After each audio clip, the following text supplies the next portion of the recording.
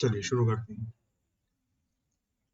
Halo alkane haloarene is our target today. आज का lecture का टारगेट है हेलो एल्केन हेलो एरीन।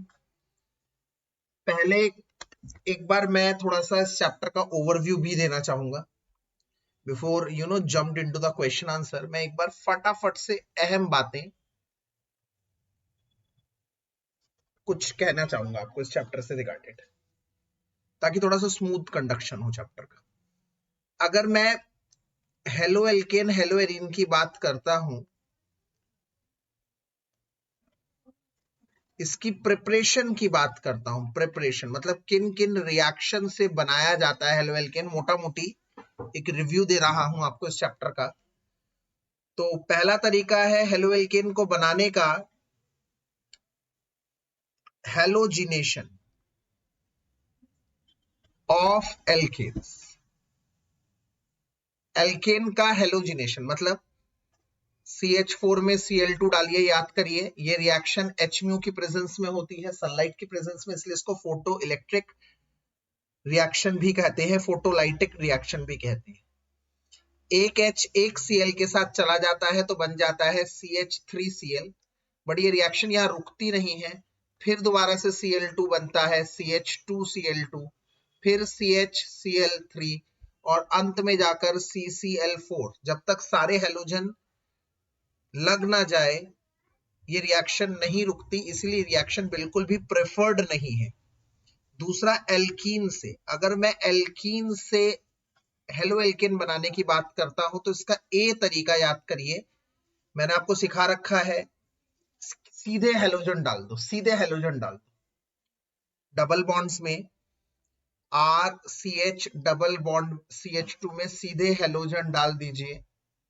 अगर आप सीधे हेलोजन डाल देंगे, याद रखिए रिएक्शन CCl4 की प्रेजेंस में होती है। RCH CH, एक ब्रोमीन इधर एक ब्रोमीन इधर, दोनों जगह एक एक ब्रोमीन लग जाते हैं, इसे विसिनल डाइहैलाइड कहते हैं, याद करिए। और विसिनल का ही दूसरा नाम था एल्काइलीन।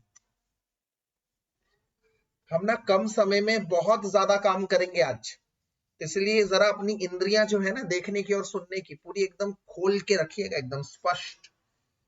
हर एक बात में बहुत इंफॉर्मेशन है और बहुत स्पीड से हो रहा है, इसको बहुत ध्यान से देखिए। इसे विसिनल बोलते हैं और एल्काइलिन बोलते हैं। इस रिएक्शन की खास बात बोल रहा हूं, इसको बाद में रिकॉर्डिंग भी कर रहा हूं, सुनिएगा, चैनल में डालेंगे हम लोग। इस रिएक्शन की खास बात यह है कि ब्रोमीन का जो कलर होता है वो होता है reddish brown, reddish brown colour होता है। और अगर मैं इधर एल्केन में यही रिएक्शन एल्केन में करता हूं, एल्केन में Br2 डालता हूं CCl4 की प्रेजेंस में, तो कोई रिएक्शन नहीं होती, जिसकी वजह से ये एक बहुत अच्छा डिस्टिंग्विश टेस्ट है एल्केन और एल्कीन में, क्योंकि ब्रोमीन का कलर डिस्चार्ज हो जाता है, ब्रोमीन इसमें ऐड हो जाता है, ब्रोमीन रिएक्शन करता है एल्कीन के केस में, तो ब्रोमीन का रेड ब्राउन कलर गायब हो जाता है। एल्केन के साथ ये रिएक्शन नहीं करता, इसलिए एल्केन के केस में इसका कलर डिस्चार्ज नहीं होता। इसके अलावा एक अहम बात यह भी है कि एल्कीन से जब आप करते हैं तो इसमें HBr डाल सकते हैं, और जब आप HBr डाल सकते हैं तो इसमें मार्कोनिकॉफ एंटी मार्कोनिकॉफ दो वेरिएशन है। इधर आएगा तो ये एंटी मार्कोनिकॉफ है, और अगर इधर लग जाता है Br तो ये मार्कोनिकॉफ एडिशन है, मार्कोनिकॉफ। ठीक है, ये दूसरी रिएक्शन थी एल्कीन से बनाने की। तीसरा है फ्रॉम अल्कोहल, अल्कोहल से कैसे हेलो एल्केन बनाएंगे, ये बहुत इंपॉर्टेंट है अल्कोहल से हेलो एल्केन बनाने का। तो अल्कोहल होता है अपन का ROH, एक तो भाई तुम इसमें डाल दो, एक तो इसमें डाल दो सबसे पहले HX, तो ये बन जाएगा RX प्लस H2O। अब ये HX भी हो सकता है क्या क्या, ध्यान से देखो, ये HX हो सकता है, HF नहीं होता, रिएक्शन इसकी विगोरसली होती है, बहुत तेजी से होती है, इसलिए हम इसका प्रेफर नहीं करते। इसके बाद अगर मैं बात करता हूं HCl की, HCl के साथ रिएक्शन होती है, इस रिएक्शन को ग्रूव्स प्रोसेस बोलते हैं और इस रिएक्शन से क्लोरीन बनता है तो व्हाइट प्रेसिपिटेट आता है और व्हाइट प्रेसिपिटेट आता है तो इस रिएक्शन का हम इस्तेमाल करते हैं अल्कोहल को डिस्टिंग्विश करने के लिए, लुकस टेस्ट के नाम से बोला जाता है। ध्यान से देखिए, अगर मैं 3 तरह के अल्कोहल बनाता हूं, ये 3 डिग्री अल्कोहल है, ये 2 डिग्री अल्कोहल है और ये एक 1 डिग्री अल्कोहल है, और अगर मैं तीनों में HCl और एनहाइड्रस ZnCl2 डालता हूं तो ध्यान से देखिए, इसमें HCl के साथ सबसे पहले ये बॉन्ड सबसे जल्दी टूटेगा क्योंकि इसमें बन रहा है 3 डिग्री कार्बोकैटायन। तो इसमें जो प्रोडक्ट बनता है OH माइनस जाएगा, उसकी जगह Cl आ जाएगा। ये रिएक्शन बहुत जल्दी बनता है, इसीलिए यहाँ पर इमीडिएट टर्बिडिटी आती है। अगर मैं 2 डिग्री की बात करता हूं तो 2 डिग्री में भी OH माइनस जाता है, बट यहाँ पर क्योंकि 2 डिग्री कार्बोकैटायन इतना आसानी से नहीं बनता तो CH3CH3Cl टर्बिडिटी बनती है। टर्बिडिटी थोड़ी देर में आती है, विद इन 5 मिनट्स, 5 मिनट तक आ जाती है। और अगर मैं 1 डिग्री की बात करूं तो भाई 1 डिग्री ये रिएक्शन नहीं देना चाहता क्योंकि अगर ये बॉन्ड टूटता है तो ये बनता है अनस्टेबल 1 डिग्री कार्बोकैटायन, जिसकी वजह से ये रिएक्शन नॉर्मल रूम टेम्परेचर पे नहीं होती। तो टर्बिडिटी होती है ऑन हीटिंग, हीट करने पर वो टर्बिडिटी मिलती है तुम लोगों को। तो ये रहा HCl का। अगर मैं HBr लेता हूं बच्चों, HBr, तो याद करो HBr डायरेक्टली अवेलेबल नहीं होता। HBr करने के लिए आपको KBr और H2SO4 लेना होता है, और अगर मैं HI लेना चाहता हूं तो KI के साथ H2SO4 नहीं H3PO4 लेना पड़ता है क्योंकि H2SO4 एक ऑक्सीडाइजिंग एजेंट होता है। ध्यान से देखिए मैं क्या बोल रहा हूं, मतलब HBr बनाने के लिए मैं लेता हूं KBr प्लस H2SO4। तो हमें अच्छी तरह से पता है ये दोनों देते हैं HBr, क्यों? क्योंकि K प्लस और Br माइनस में टूट जाएगा और H2SO4 देगा H प्लस, यहां से आएगा Br माइनस और यहां से आएगा H प्लस, तो ये दोनों जुड़कर बन जाएंगे HBr। बट जब मैं HI की बात करता हूं तो HI हमें KI और H2SO4 से नहीं लिख सकते, क्यों? क्योंकि इस दोनों से हमें ये देगा क्या, I माइनस, और ये हमें देगा H प्लस। तो तुम कहोगे बन तो गया HI, यस बन गया HI, बट क्योंकि H2SO4 एक ऑक्सीडाइजिंग एजेंट भी है तो H2SO4 इसको ऑक्सीडाइज करके I2 में बदल देगा, I2 में, जिसकी वजह से तुम्हारे पास HI रहेगा ही नहीं। इसीलिए हम लोग HI का इस्तेमाल नहीं करते, HI का इस्तेमाल करते वक्त H2SO4 का इस्तेमाल नहीं करते, हम कोई दूसरा एसिड लेते हैं H3PO4 जो H प्लस तो दे ताकि वो I माइनस के साथ HI बनाए, पर उसके अलावा वो ऑक्सीडाइजिंग एजेंट की तरह काम ना करे ताकि वो ऑक्सीडेशन करके I2 बनाए बेसिकली। इसके अलावा अगर मैं और बात करता हूं तो इसमें PCl3 डाल दूं, PCl5 डाल दूं तो उससे भी RCl बन जाएगा। और अंत में अगर मैं SOCl2 डाल दूं, इसे कहते हैं डार्जन्स मेथड, SOCl2 डाल दूं इसे कहते हैं डार्जन्स मेथड, डार्जन्स मेथड। ये बड़ा अच्छा माना जाता है, क्यों? क्योंकि जब इसके साथ रिएक्शन होती है ROH की SOCl2 के साथ तो RCl मिलता है और बाकी चीज गैस होती है, गैस जो निकल जाती है, गैसियस प्रोडक्ट जो निकल जाता है living behind the main product, इसलिए अच्छा माना जाता है। इसके अलावा चौथा रिएक्शन है halogen exchange reaction. Halogen exchange reaction की अगर मैं बात करता हूं तो दो हेलोजन बनने में बहुत दिक्कत आती है। पहला हेलोजन है फ्लोरो, तो फ्लोरो कंपाउंड्स के लिए आता है स्वार्ट्स रिएक्शन। तो स्वार्ट्स रिएक्शन क्या कहता है, पहले तुम हेलो एल्केन RX बना लो, ऐसा हेलो एल्केन बनाओ सुनो जो आसानी से बन जाए, मतलब यहां पर X होगा या तो Cl या तो Br जो आसानी से बन जाएंगे। इसके अलावा इसमें डाल दोगे AgF, तो ये Ag और ये X निकल जाएगा और बन जाएगा RF। और अगर मैं दूसरी बात करता हूं तो दूसरी रिएक्शन है फिंकलस्टीन रिएक्शन। फिंकलस्टीन रिएक्शन क्या कहता है, NaI डालो ताकि NaX निकल जाए और बन जाए RI, NaX निकल जाएगा। इसको करते वक्त हम ड्राई एसीटोन भी डालते हैं। बच्चों ये ड्राई एसीटोन का क्या काम है, ड्राई एसीटोन इस NaX को रिएक्शन से प्रेसिपिटेट करवा देता है, मतलब निकाल देता है। और अगर ये रिएक्शन निकल जाएगी तो रिएक्शन रिवर्ट नहीं हो सकती, पीछे नहीं जा सकती। प्लस एक और बात, अगर NaX हट जाएगा तो प्रोडक्ट का अमाउंट कम हो जाएगा। NaX हट गया, NaX को प्रेसिपिटेट करवा दिया किसने, ड्राई एसीटोन ने, तो इससे प्रोडक्ट की मात्रा कम हो गई। जब प्रोडक्ट की मात्रा कम हो जाएगी तो रिएक्शन फॉरवर्ड मूव करेगा, आगे मूव करेगा ताकि प्रोडक्ट और ज्यादा बनाए। इस चक्कर में RI की फॉर्मेशन फास्ट हो जाएगी। ये थी प्रिपरेशंस के बारे में। अगर मैं प्रिपरेशन हेलो एरीन की बताऊं, प्रिपरेशन ऑफ हेलो एरीन्स की बात करूं तो हेलो एरीन बनने का पहला तरीका है बेंजीन लो, इसमें Cl2 डालो और कोई एक चीज, तीन में से कोई एक चीज, मतलब AlCl3 डाल दो और FeCl3 डाल दो या Fe डार्क डाल दो। इनमें से तीनों में से कोई एक डालोगे, बन जाएगा तुम्हारा हेलो एरीन। दूसरा फ्रॉम BDC, ये BDC क्या है, बेंजीन डाइएजोनियम क्लोराइड। इसके बारे में बहुत सारा चर्चा कर चुके हैं हम लास्ट क्लास में। N2 + Cl-, याद करिए वो सारी रिएक्शन हमने पिछली ही क्लास में बताई। पैनमेयर CuCl + HCl, इससे बन जाएगा आप लोगों का क्लोरोबेंजीन।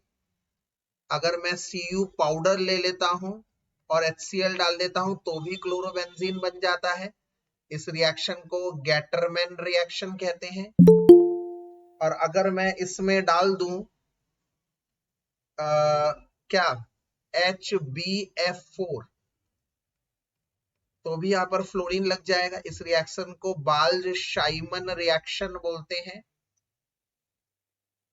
इसमें मैं Ki डाल दूं तो आयोडोबेंजीन बन जाएगा। इसे भी सैंडमेयर रिएक्शन ही बोलते हैं, ये भी सैंडमेयर ने करवाया था। तो ये थे मेथड्स ऑफ प्रिपरेशन किसके, ये प्रिपरेशन ऑफ हेलो एल्केन के थे। हेलो एल्केन की प्रिपरेशन मैंने आपको बता दी, हेलो एरीन की प्रिपरेशन भी बता दी, दो रिएक्शन। चलते हैं इसके केमिकल प्रॉपर्टीज के पढ़ने। सर हाँ जी बताइए। सर जब हम H2SO4 डालते हैं हाँ तो फिर ब्रोमीन गैस नहीं रिलीज होगी ऑक्सीडाइज होके? नहीं, ब्रोमीन इतना, मतलब एक्चुअली क्या है ना, यहां पर क्वेश्चन यहां से आया है, सब बच्चे देखिए, क्वेश्चन यहां से आया है कि हम KBr ले रहे हैं और H2SO4 ले रहे हैं। इसको ऐसे लिख सकते हैं H2SO4 को, इससे बन रहा है KHSO4 + HBr, ये बन रहा है। बट जब हम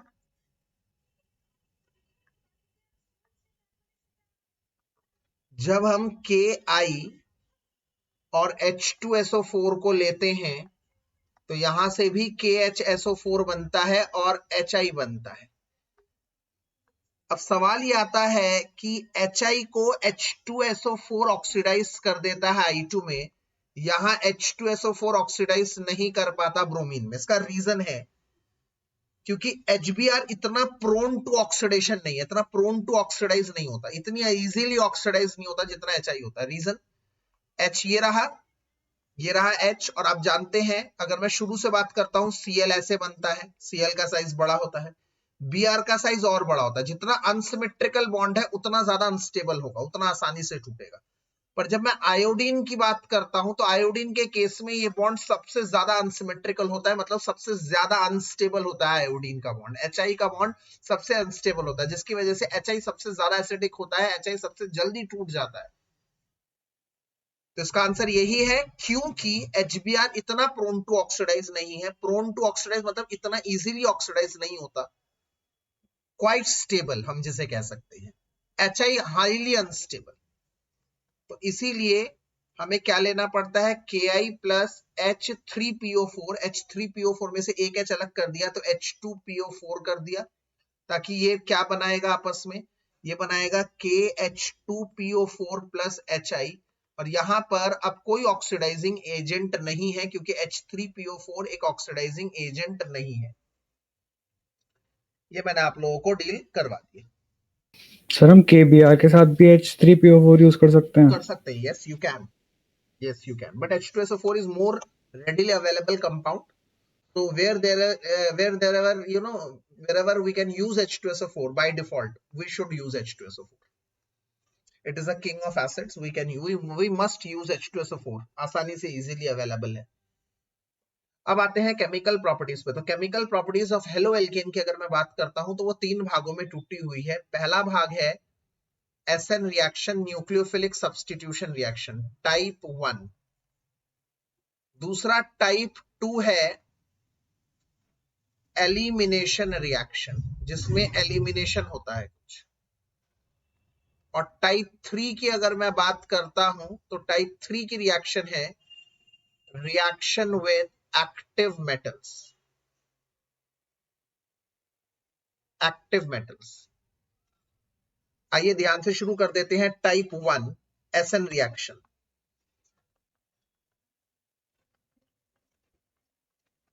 SN reaction, type 1 SN reaction शुरू करते हैं। ये आपका हेलो एल्केन है। सबसे पहले अगर मैं इसको रिएक्ट करवाता हूं, ध्यान से देखिएगा, अगर मैं इसको रिएक्ट करवाता हूं एक्वस KOH से, तो ये K निकलता है X के साथ, KX बना देता है और बना देता है ROH, मतलब एक KX गया और ROH बन गया, मतलब X माइनस गया तो उसकी जगह OH माइनस आ चुका है और अल्कोहल बन गया। ठीक है। अगर मैं दूसरी रिएक्शन की बात करता हूं, इसमें अगर मैं KCN डालता हूं, तो आपको इसके पीछे का थोड़ा सा लॉजिक समझना है कि KCN का बॉन्ड आयोनिक है, प्रीडोमिनेंटली आयोनिक। मतलब K बहुत ज्यादा रिएक्टिव मेटल है। आप लोग जानते हैं K ग्रुप 1 का है। ग्रुप 1 के मेटल बहुत ही ज्यादा रिएक्टिव होते हैं, ऑल्दो सबसे ज्यादा रिएक्टिव मेटल है, इलेक्ट्रोपॉजिटिव मेटल है। सबसे ज्यादा रिएक्टिव या इलेक्ट्रोपॉजिटिव का मतलब मैं बता देता हूं आप लोगों को। ये हाहाकार कर रहे हैं प्लस चार्ज के लिए, मतलब K plus is very stable. तो K प्लस तब आएगा जब ये बॉन्ड पूरी तरह से कार्बन पे चला जाएगा, तो ये बन जाएगा K प्लस और CN अगर मैं बनाऊं, CN के पास लोन पेयर अपना है और कार्बन के पास भी ये दोनों इलेक्ट्रॉन चले गए और उसके साथ आ गया एक इलेक्ट्रॉन पेयर। अब R प्लस किसके साथ जाएगा? C के पास भी जा सकता है, N के पास भी जा सकता है, बट ये C के पास जाना चाहेगा। इसका पहला कारण है कि R खुद कार्बन है और कार्बन अगर कार्बन के साथ CC बॉन्ड बनाएगा तो ये बहुत स्टेबल बॉन्ड होता है, ये बहुत स्टेबल बॉन्ड होता है। रीजन नंबर 1, CN को अगर मैं खुल के बनाऊं तो CN ऐसे है, C triple bond N nitrogen. तो पहला बात है कि कार्बन कार्बन बॉन्ड स्टेबल हुआ। दूसरा बात है कि अगर इस आइटम में अगर नाइट्रोजन अपना देगा तो नाइट्रोजन अपना लोन पेयर दे रहा है, देने के बाद नाइट्रोजन के ऊपर प्लस चार्ज आ जाएगा, बल्कि कार्बन यहां पर अपना जेब से कुछ नहीं दे रहा है, ये तो बॉन्ड का है। ये देखो ध्यान से, ये तो दोनों इलेक्ट्रॉन बॉन्ड के थे, अपनी जेब से कुछ नहीं दे रहा है। तो जब ये देगा तो कार्बन वरन न्यूट्रल हो जाएगा, न्यूट्रल। तो ऑब्वियसली हमें ये भी देखना है यार, ये अगला न्यूट्रल हो रहा है, ये देगा तो प्लस हो रहा है, तो यार किसी के ऊपर भी चार्ज आना तो यार अनस्टेबल है ही, तो हम देखेंगे प्रेफर करेंगे ये वाला। और तीसरी और सबसे इंपॉर्टेंट बात, अगर कार्बन भी देना चाहता है, नाइट्रोजन भी देना चाहता है, तो अच्छा डोनर कार्बन माना जाएगा। क्यों? याद रखो ये बात, कहीं लिख लो अपने दिमाग में, अपने मन में, कि इलेक्ट्रोनेगेटिव एलिमेंट नेगेटिव चार्ज के साथ सदा सुखी रहता है और इलेक्ट्रोपॉजिटिव एलिमेंट पॉजिटिव चार्ज के साथ। बट अगर उल्टा कर दोगे ना तो गड़बड़ हो जाएगी। उल्टा मतलब एक कम इलेक्ट्रोनेगेटिव एलिमेंट कभी भी नेगेटिव चार्ज के साथ उतना खुश नहीं होता। जैसे कि इधर नाइट्रोजन इलेक्ट्रोनेगेटिव है, हम सब जानते हैं, उसके पास लोन पेयर है, वो ठीक है। बट कार्बन इलेक्ट्रोनेगेटिव नहीं है, उसके पास नेगेटिव चार्ज का होना, लोन पेयर का होना, इलेक्ट्रॉन पेयर का होना स्टेबल नहीं। तो अच्छा डोनर कौन होगा? कार्बन। तो इसका मतलब इन सारे कारणों को जोड़ दूं तो अटैक हो जाएगा कार्बन के साथ, अटैक होगा कार्बन के साथ तो मिलेगा RCN, मतलब साइनाइड प्रोडक्ट मिलेगा। और वहीं पर अगर मैं इसके साथ ले लेता हूं AgCN, तो AgCN को मैं अगर बनाऊं AgC ट्रिपल बॉन्ड N, तो Ag बहुत ही लेस रिएक्टिव मैंने जानबूझ के एलिमेंट ले लिया, इतना लेस रिएक्टिव कि Ag प्लस नहीं बनना चाहता। आप जानते हैं ये तो लेस रिएक्टिव एलिमेंट्स में से है। ये बॉन्ड है कोवेलेंट बॉन्ड, कोवेलेंट बॉन्ड। और इधर इसका मेन क्या था? ये बॉन्ड आपस का कैसा था? इसका प्रीडोमिनेंटली आयोनिक बॉन्ड था इसका भाई, याद रखना। और इसका है कोवेलेंट बॉन्ड। ये कोवेलेंट बॉन्ड क्या है? आसानी से नहीं टूटना चाहता भाई, अब ये टूटेगा ही नहीं, लो कर लो कुछ। तो अब बचा कौन? बचा सिर्फ नाइट्रोजन। अब कार्बन के पास कोई इलेक्ट्रॉन पेयर नहीं है, बचा कौन? नाइट्रोजन। तो अटैक कहां से होगा? N से होगा, और ये आइसोसाइनाइड बनाएगा N से अटैक करके। यहां पर एक और भी बात ध्यान से सुन लो, क्योंकि C यहां पर अवेलेबल नहीं है डोनेशन के लिए, क्योंकि C बॉन्ड नहीं टूट रहा Ag के साथ, C के पास इलेक्ट्रॉन पेयर नहीं है, C इज नॉट अवेलेबल, तो नाइट्रोजन दे रहा है।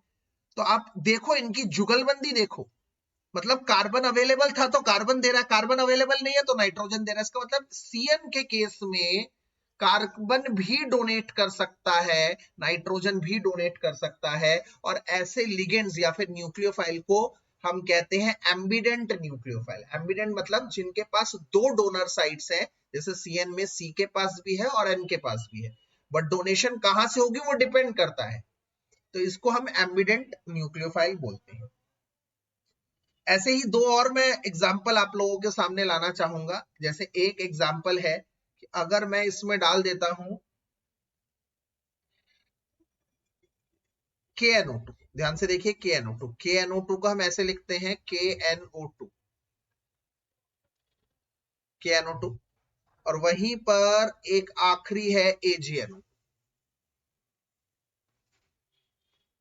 अब आप खुद बताएंगे, ये तो फटाफट से टूट जाना चाहता है K+, और ये बॉन्ड इधर आ जाना चाहता है, ये ऑक्सीजन पे आ जाएगा नेगेटिव चार्ज, तो ऑब्वियसली ये कहां जुड़ेगा? ऑक्सीजन से, और बन जाएगा RONO, इसे कहते हैं नाइट्राइटो। ये था साइनाइड, ये था आइसोसाइनाइड, ये था अल्कोहल, ठीक है।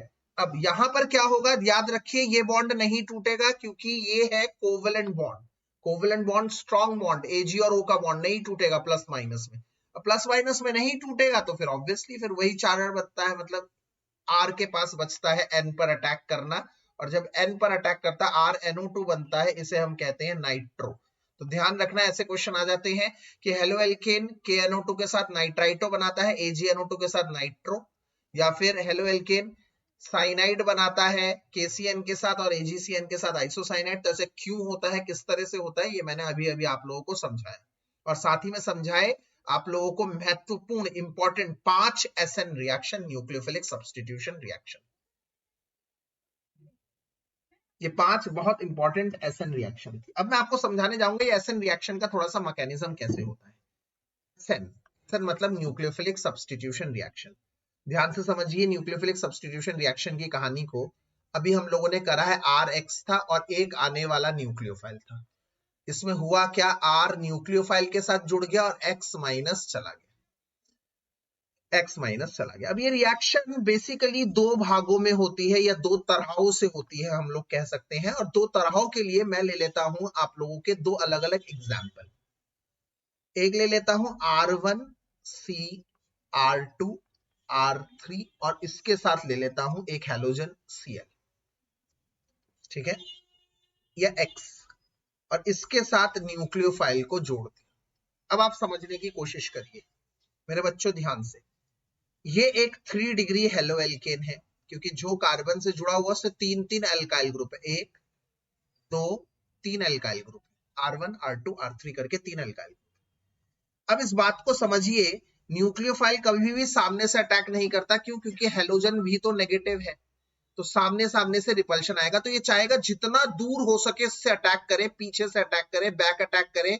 और यहाँ बैक अटैक मुमकिन नहीं है क्योंकि बड़े बड़े अल्काइल ग्रुप आपको पीछे दिख रहे होंगे, इसके गुंडे जो इसको अटैक नहीं करने देते यार। बात भागो यहाँ से, पीछे से अटैक ही नहीं हो रहा। अब भाई ये परेशान, ये कह रहा भाई सामने से अटैक नहीं कर पा रहा, पीछे से अटैक नहीं कर पा रहा, तूने पहरेदार बिठा रखे हैं, तो इस कार्बन तक पहुंचने का कोई सीन नजर नहीं आ रहा। Frontal attack, back attack not possible. तो क्या कर सके, जब बैक अटैक पॉसिबल नहीं हो रहा तो रिएक्शन होगी ही नहीं। तो उस केस में रिएक्शन 2 स्टेप्स में होगी। आप समझिए स्टेप 1 में क्या होगा, बॉन्ड टूटेगा। पहले ये बॉन्ड टूटेगा, ये बॉन्ड टूटेगा और क्या बनेगा, R1C R2 R3 और X माइनस टूट गया। पहले स्टेप में बॉन्ड डिसोसिएशन हुआ, बॉन्ड डिसोसिएशन हुआ हेलो एल्केन का, और ये टूट भी गया। मैंने कहा भाई देखो, न्यूक्लियोफाइल को कहा भाई रिएक्शन करो, ये कह रहा है सर आगे से नहीं कर पा रहा, पीछे से नहीं कर पा रहा। मैंने कहा देख आगे से तो कभी नहीं कर पाता, इस बात छोड़ दे, पीछे से क्यों नहीं कर पा रहा ये मुझे बता। तो कह रहा है सर पीछे हो रहा है स्टेरिक हिंड्रेंस, धक्का मुक्की हो रही है, बड़े बड़े अल्काइल ग्रुप कर रहे हैं। मैंने कहा ठीक है चल छोड़। कह रहा सर मैं नहीं कर पाऊंगा। मैंने कहा अच्छा नाराज मत हो, रुक जा। मैंने इस हेलो एल्केन को कहा देख रिएक्शन नहीं हो रही, फिर एक काम कर, तू टूट जा पहले स्टेप में। ये कह रहा लो टूट गया। मैंने कहा यार ये क्या हो गया, इतनी जल्दी टूट गया, मेरे कहने पे ही टूट गया। फिर मुझे पता लगा अरे भाई साहब एक्चुअली ये टूट के बन रहा है 3 डिग्री कार्बोकैटायन, जो बड़ा स्टेबल कार्बोकैटायन है, अभी तो टूट गया, नहीं तो ये नहीं टूटता। इसका मतलब पहले स्टेप में ये सिर्फ बॉन्ड टूटा। ये स्टेप स्लो स्टेप होती है और आप जानते हैं स्लो स्टेप होता है रेट डिटरमाइनिंग स्टेप। तो रेट डिटरमाइनिंग स्टेप में न्यूक्लियोफाइल का कोई रोल नहीं है। मैं आपको एक बार रिपीट करवा देता हूं, रेट डिटरमाइनिंग स्टेप होता है बच्चों वो स्टेप जिसमें रेट डिटरमिनेशन होता है, किसी रिएक्शन का रेट डिपेंड करता है। तो इस रिएक्शन का रेट इस स्टेप पे डिपेंड कर रहा है और इस स्टेप में न्यूक्लियोफाइल का कोई रोल नहीं है, सिर्फ एक मॉलिक्यूल का रोल है। वो कौन है, हेलोएरीन सर।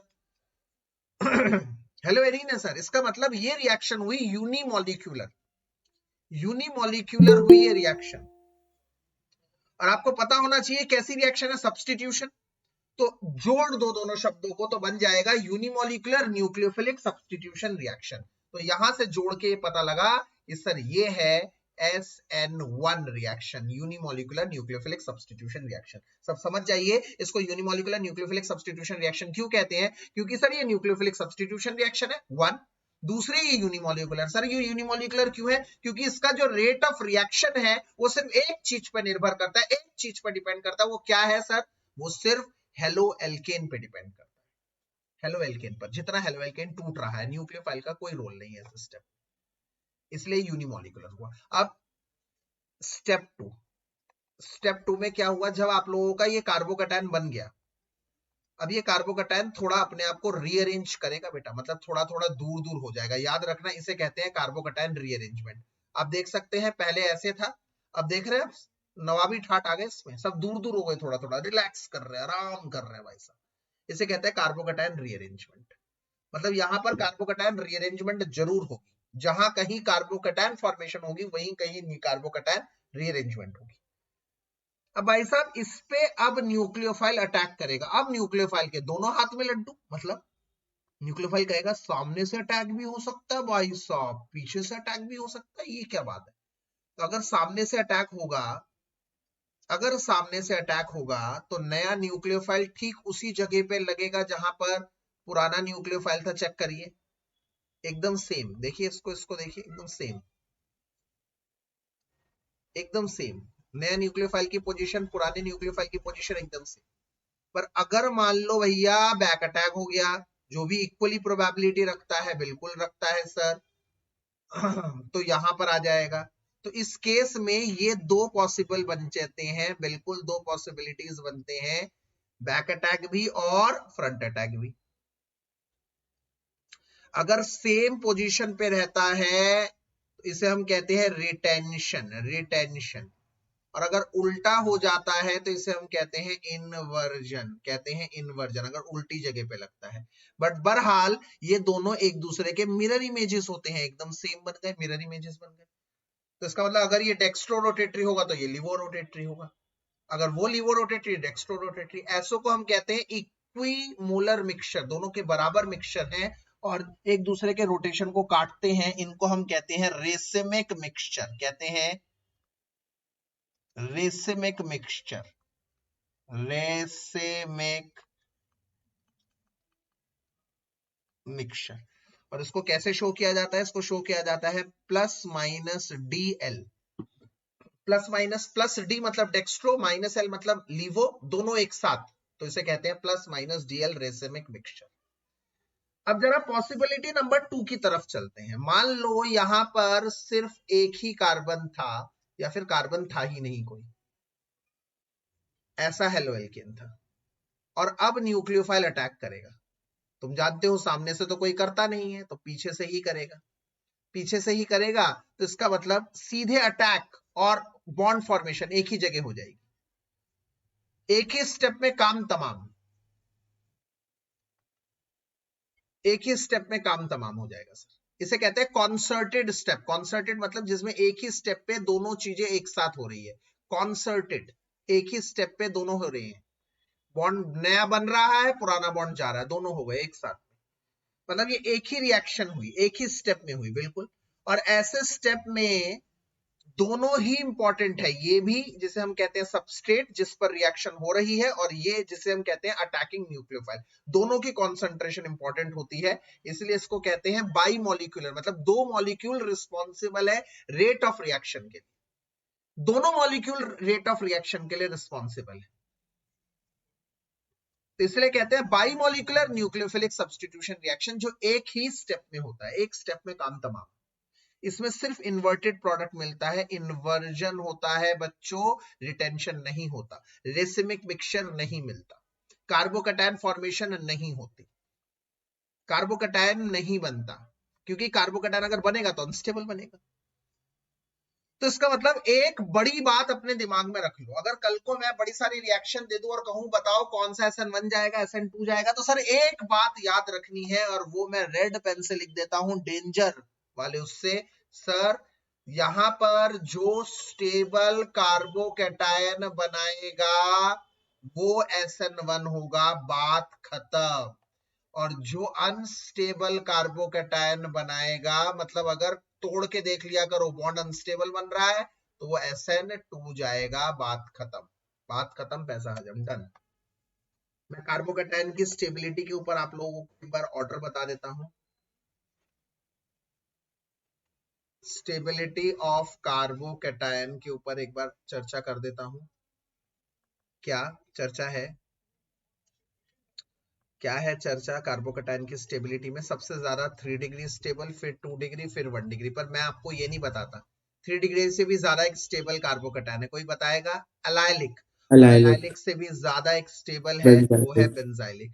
तो इन दोनों कार्बोकैटायन में क्या होते हैं? रेजोनेंस स्टेबलाइजेशन, रेजोनेंस स्टेबलाइजेशन होता है, जो कि ज्यादा माना जाता है। और इन तीनों में क्या होता है? प्लस आई इफेक्ट होता है, plus I effect stabilisation, plus I effect stabilization.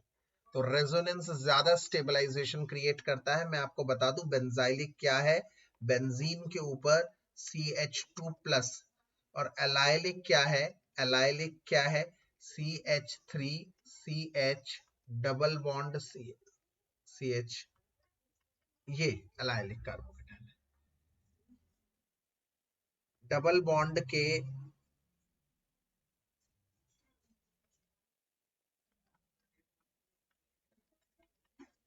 ये एलाइलिक कार्बोकैटायन है, इसमें भी रेजोनेंस है, इसमें भी रेजोनेंस है।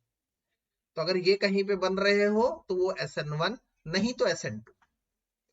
और एक और बात बता दूं, order of any type of SN reaction, चाहे SN1 हो चाहे SN2 हो, सबसे जल्दी कौन देते हैं? आयोडीन देते हैं। सबसे जल्दी कौन टूटते हैं? आयोडीन टूटा करते हैं, क्योंकि उसके बॉन्ड लेंथ सबसे लंबे हैं। जितनी बॉन्ड लेंथ लंबी होगी उतनी ही बॉन्ड स्ट्रेंथ कम होगी, उतनी ही जल्दी वो बॉन्ड टूट जाया करेगा।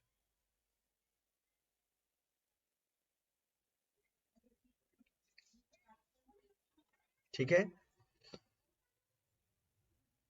स्टेबिलिटी ऑफ कार्बोकैटायन भी हो गई, SN1 भी हो गई, SN2 भी हो गई। अब आते हैं पार्ट 2 पर, टाइप 2 एलिमिनेशन रिएक्शन।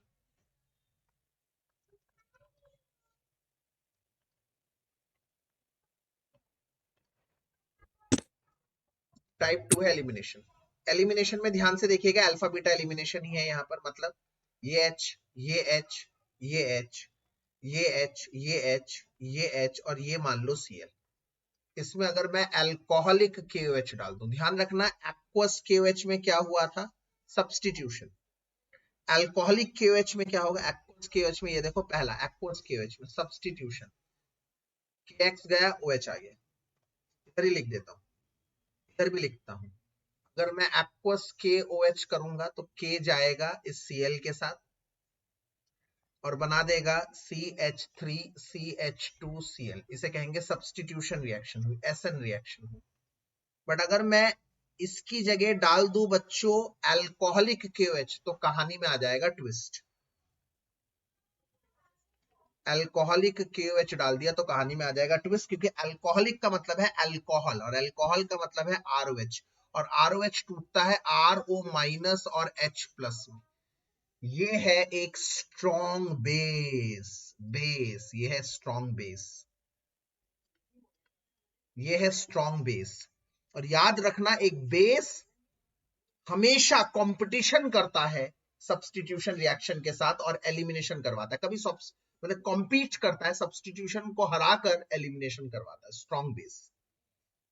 मतलब मैं दोबारा बता दूं, आप लोग ये सोच रहे होंगे ये Cl माइनस जाएगा और RO माइनस यहां लग जाएगा, मतलब ऐसा होने वाला है कि ये Cl यहां से चला जाएगा, Cl माइनस चला जाएगा तो कार्बन के ऊपर प्लस आ जाएगा, तो ये RO माइनस उधर लग जाएगा, RO माइनस लग जाएंगे भाई साहब जी जाकर, ये ऐसे बन जाएंगे। अरे भैया इसके ठाट अलग है, समझ नहीं रहे मेरी बात। जैसे Cl माइनस जाएगा इसके ऊपर आ जाएगा प्लस, ये RO माइनस यहीं से खड़ा खड़ा बोलेगा मैं नहीं जाऊंगा, तुम आओगे मेरे पास। भैया मैं बेस हूं, मेरा नेगेटिव चार्ज ज्यादा बड़ा है, हमेशा याद रखना बेस का नेगेटिव चार्ज ज्यादा बड़ा होता है। बेस हिंडर्ड होता है, स्टेरिक हिंड्रेंस होता है। आर एल्काइल ग्रुप देखो, समझो इसको, आर और दे रहा है, एक तो नेगेटिव चार्ज है ही, आर इसे और चढ़ा रहा है, आसमान पे चढ़ा दिया आर ने कि तुम भाई तुम तो सब कुछ हो भाई, तुम तो सरकार हो, तुम कैसे चले जाओगे, छोटे बन जाओगे उसके पास। नहीं नहीं तुम नहीं जाओगे, उसे बुलाओ अपने पास। अब भाई ये इतना बड़ा आइटम इसके पास जाए तो इसके आर से रिपल्शन हो, स्टेरिक हिंड्रेंस हो, ये भी परेशान हो रहा है। तो तब इसने कहा मैं तो अल्फा कार्बन हूं। क्यों अल्फा कार्बन हूं, क्योंकि मेरे पास था फंक्शनल ग्रुप। अपने पास वाले कार्बन से कहता है तू एक H दे दे, तू H दे के नक्की कर यार, खत्म कर। तो वहां पर एलिमिनेशन होता है और यहां पर इस तरह से एलिमिनेशन होकर दोनों कुछ ना कुछ देते हैं, एक जना देता है H और एक जना देता है अपना Cl, और इस तरह से ये CH2 प्लस CH2 बनाते हैं। और यहाँ पर एक ही नोट लिखोगे कि aqueous KOH gives what? Gives alcohol, as OH minus होता है क्योंकि OH माइनस कैरीज सब्स्टिट्यूशन रिएक्शन। और अल्कोहलिक KOH में क्या लिखोगे, alcoholic KOH gives what? Alkene, as क्योंकि एल्कोक्साइड आयन जो होता है, alkoxide ion is a strong base which, ये शब्द लर्न कर लो, which competes, learn which competes substitution over, which competes elimination over substitution, substitution को नहीं होने देता, elimination कैरी करता, ये याद रखिए। अब आते हैं आखिरी पर, टाइप 3 पर। भाई टाइप 3 है रिएक्शन विद एक्टिव मेटल। जब मैं एक्टिव मेटल के साथ रिएक्शन करने को बात करता हूं, जब मैं एक्टिव मेटल के साथ रिएक्शन की बात करता हूं, टाइप 3, तो ये बहुत इजी है। एक्टिव मेटल के साथ अगर मैं RX लेता हूं, सबको याद होना चाहिए RX को, अगर मैं 2 Na के साथ ले लेता हूं ड्राई ईथर के साथ, RR बनता है, इसको रिएक्शन को कहते हैं वुड्स। अगर मैं दूसरे सेगमेंट पर RX को ले लेता हूं, याद करिए, एक हेलो एरीन के साथ और ड्राई ईथर डालता हूं और 2 Na लेता हूं, तो इससे क्या बनता है, ये बनता है एल्काइल बेंजीन, इसे कहते हैं वुड्स फिटिक। और 2 हेलोएरीन को आपस में ले लिया जाता है, 2 Na ड्राई ईथर अगर ले लेता हूं तो ये आपस में जुड़ जाते हैं, ऐसे लेटा के लिख लो या ऐसे लिख लो, एक ही बात है। इस फिटिंग रिएक्शन को रिएक्शन। कहते हैं यस फिटिग रिएक्शन। और अगर मैं इसको Mg के साथ डाल देता हूं तो ये बना देता है RMgBr, जिसे हम कहते हैं ग्रिग्नार्ड रिएजेंट। Grignard reagent. इसमें आपको एक चीज का ध्यान रखना पड़ता है कि ग्रिग्नार्ड रिएजेंट एनहाइड्रस कंडीशन में बने। एनहाइड्रस मतलब सूखे हुए कंडीशन पर बनाया जाए। क्यों? क्योंकि अगर कहीं पानी के साथ मिक्स हो जाए तो ये RH बना देते हैं, RH। और आपको पता होना चाहिए RH का मतलब होता है एल्केन। एल्केन। तो इसका मतलब भैया ये रिएक्शन सूखे में बननी चाहिए। ये रिएक्शन सूखे में बनानी है, तुम्हें एनहाइड्रस कंडीशन में बनानी है, सूखे में बनानी है। क्यों? क्योंकि reacts even with the traces of moisture. Moisture के साथ भी रिएक्ट कर जाता है भाई ये, और एल्केन बना जाता है, एल्केन बना जाता है। इसके बाद मैं बात करता हूं हेलोएरीन की रिएक्शन की। Chemical reactions of haloarenes. Haloarene की केमिकल रिएक्शन। हेलोएरीन की केमिकल रिएक्शन क्या होगी कि हेलोएरीन हेलोएल्केन जैसा न्यूक्लियोफिलिक सब्स्टिट्यूशन रिएक्शन नहीं दिखाता। पहली बात, सब ध्यान से कान खोल के सुन लो, इन चीजों को दोबारा नहीं बताया जाएगा। मैं आपको बता रहा हूं, मेरी तरफ से अमाइन चैप्टर, बायोमोलिक्यूल चैप्टर हो चुके हैं, इनको दोबारा नहीं बताया जाएगा। और तुम लोग मूर्ख हो अगर तुम लोग अभी भी नहीं पढ़ रहे हो। मैं हेलो एल्केन पे आ गया, मेरे रिवीजन का तीसरा चैप्टर हेलो एल्केन है। हेलो एल्केन के बाद मेरे रिवीजन का चौथा चैप्टर होगा अल्कोहल, और पांचवा चैप्टर होगा कार्बोक्सिलिक एसिड। और ध्यान रखना, अभी भी अगर नहीं पढ़ रहे तुम लोग बहुत बड़े मूर्ख, 2 चैप्टर जा चुके हैं हाथ से। मैं बस इतना ही कहूंगा, ध्यान से देखो चीजों को।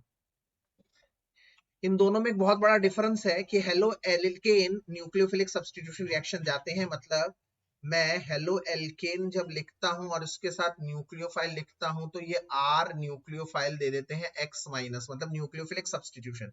X माइनस चला गया, उसकी जगह NU माइनस आ गया। पर जब मैं इसमें NU माइनस करता हूं तो इसमें कोई रिएक्शन नहीं होती, नो रिएक्शन, मतलब hello arene nucleophilic substitution reaction नहीं देते। कारण ये है जनाब कि RX टूट जाता है। कारण ये है जनाब कि RX टूट जाएगा R प्लस और X माइनस में आसानी से। बट जब मैं इसकी बात करता हूं तो ये नहीं टूटा करते ऐसे, ये नहीं टूटते ऐसे। इसके 3 कारण बता रहा हूं, इसके ना टूटने के, इसके ना टूटने के 3 कारण।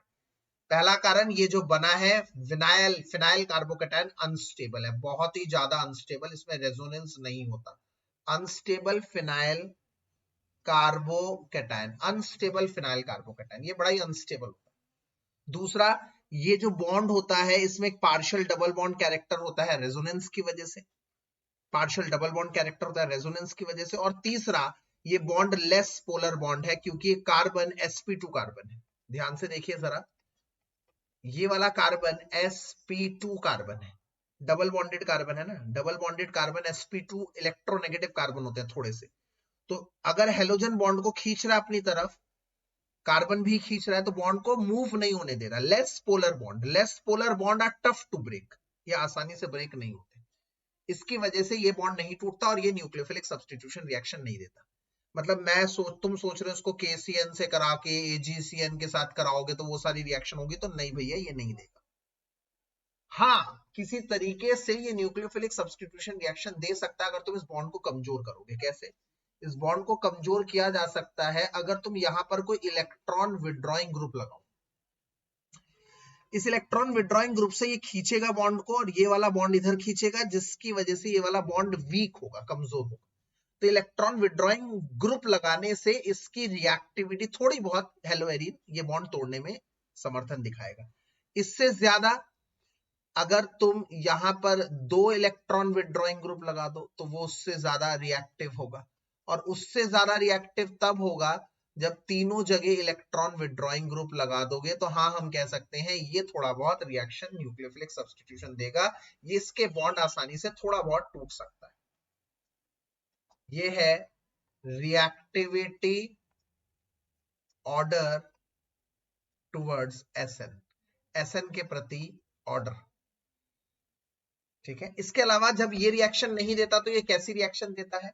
जब भी मैं कहूं कि हेलो एरीन है, ये वाला बॉन्ड नहीं टूटता, तो इसकी रिएक्शन नहीं होती ज्यादातर। हाँ, कुछ कंडीशन लगा दोगे, जैसे इलेक्ट्रॉन विथड्रॉइंग ग्रुप लगा दोगे तो रिएक्शन हो जाएगी। तो फिर बची कौन सी रिएक्शन सर? बची रिएक्शन बेंजीन की। और जब भी बच्चों मैं कहा करूं बेंजीन की रिएक्शन, तो आप 5 रिएक्शन याद कर लो, 5। Haloalkane halogenation, nitration, sulphonation, Friedel Crafts alkylation, Friedel Crafts acetylation, ये 5 रिएक्शन रट ले हर बच्चा। बट ये 5 रिएक्शन कौन सी पोजीशन पर होगा, ये किस बात पर निर्भर करता है? तो आज सब कान खोल के सुन लो, एक आखिरी बार सब कान खोल के सुन लो। अगर बेंजीन से कभी कोई ऐसा ग्रुप जुड़ा है जैसे Cl जिसके पास है लोन पेयर, OH फिनॉल के केस में जिसके पास है लोन पेयर, OCH3 एनिसोल के केस में जिसके पास है लोन पेयर, NH2 जिसके पास है लोन पेयर। ध्यान से देखो, ये चैप्टर नंबर 1 है हेलो एरीन। जब अल्कोहल और ये एथर लगे होंगे चैप्टर 2 में, और NH2 लगा होगा बेंजीन पे एनिलीन के केस में, डायरेक्ट लगे हुए हैं ये जब इनमें से कोई भी एक ग्रुप मौजूद हो, अगर बेंजीन पर डायरेक्ट अगर ये ग्रुप लगे हो जिनके पास लोन पेयर है, तो आपको 3 बातें याद करनी है। अगर लोन पेयर है बेंजीन से सीधे जुड़े हुए एटम पर, तो आपको 3 बातें याद करनी है। पहला, ये होगा प्लस आर इफेक्ट। दूसरा, ये होगा activation of benzene, benzene activate हो जाएगा, activation of benzene towards electrophilic substitution reaction, electrophilic substitution reaction activate हो जाएगा भाई बेंजीन। और तीसरा, एक्टिवेट कहां होगा? Ortho para activation. देयरफॉर इनको कहेंगे ortho para directive group, ortho para directive group. वहीं पर कहानी में बदलाव आता है, मतलब पूरी दुनिया ऑर्गेनिक की 2 भागों में बटी हुई है। दूसरी ऑर्गेनिक का भाग कौन सा है जनाब? कि अगर यहां पर NO2 ग्रुप जुड़ा हो, एल्डिहाइड जुड़ा हो, कीटोन ग्रुप जुड़ा हो, या फिर कार्बोक्सिलिक एसिड ग्रुप जुड़ा हो, ये सब जुड़े हो जिनमें लोन पेयर नहीं है, माइनस आर इफेक्ट, तो 3 चीजें होंगी। माइनस आर इफेक्ट होगा, दूसरा होगा deactivation of benzene towards SE, मतलब इलेक्ट्रोफिलिक सब्स्टिट्यूशन रिएक्शन। और तीसरा, अगर डीएक्टिवेशन होगा तो मेटा पोजीशन पर ऑर्थोपैरा डीएक्टिवेट हो जाएगा। दैट इज, इसका मतलब क्या हुआ? मेटा डायरेक्टिव होगा, मेटा डायरेक्टिव। अरे दिव्यांश आया है? हाँ दिव्यांश। दीपांशु नहीं आया आज। What happened to Deepanshu?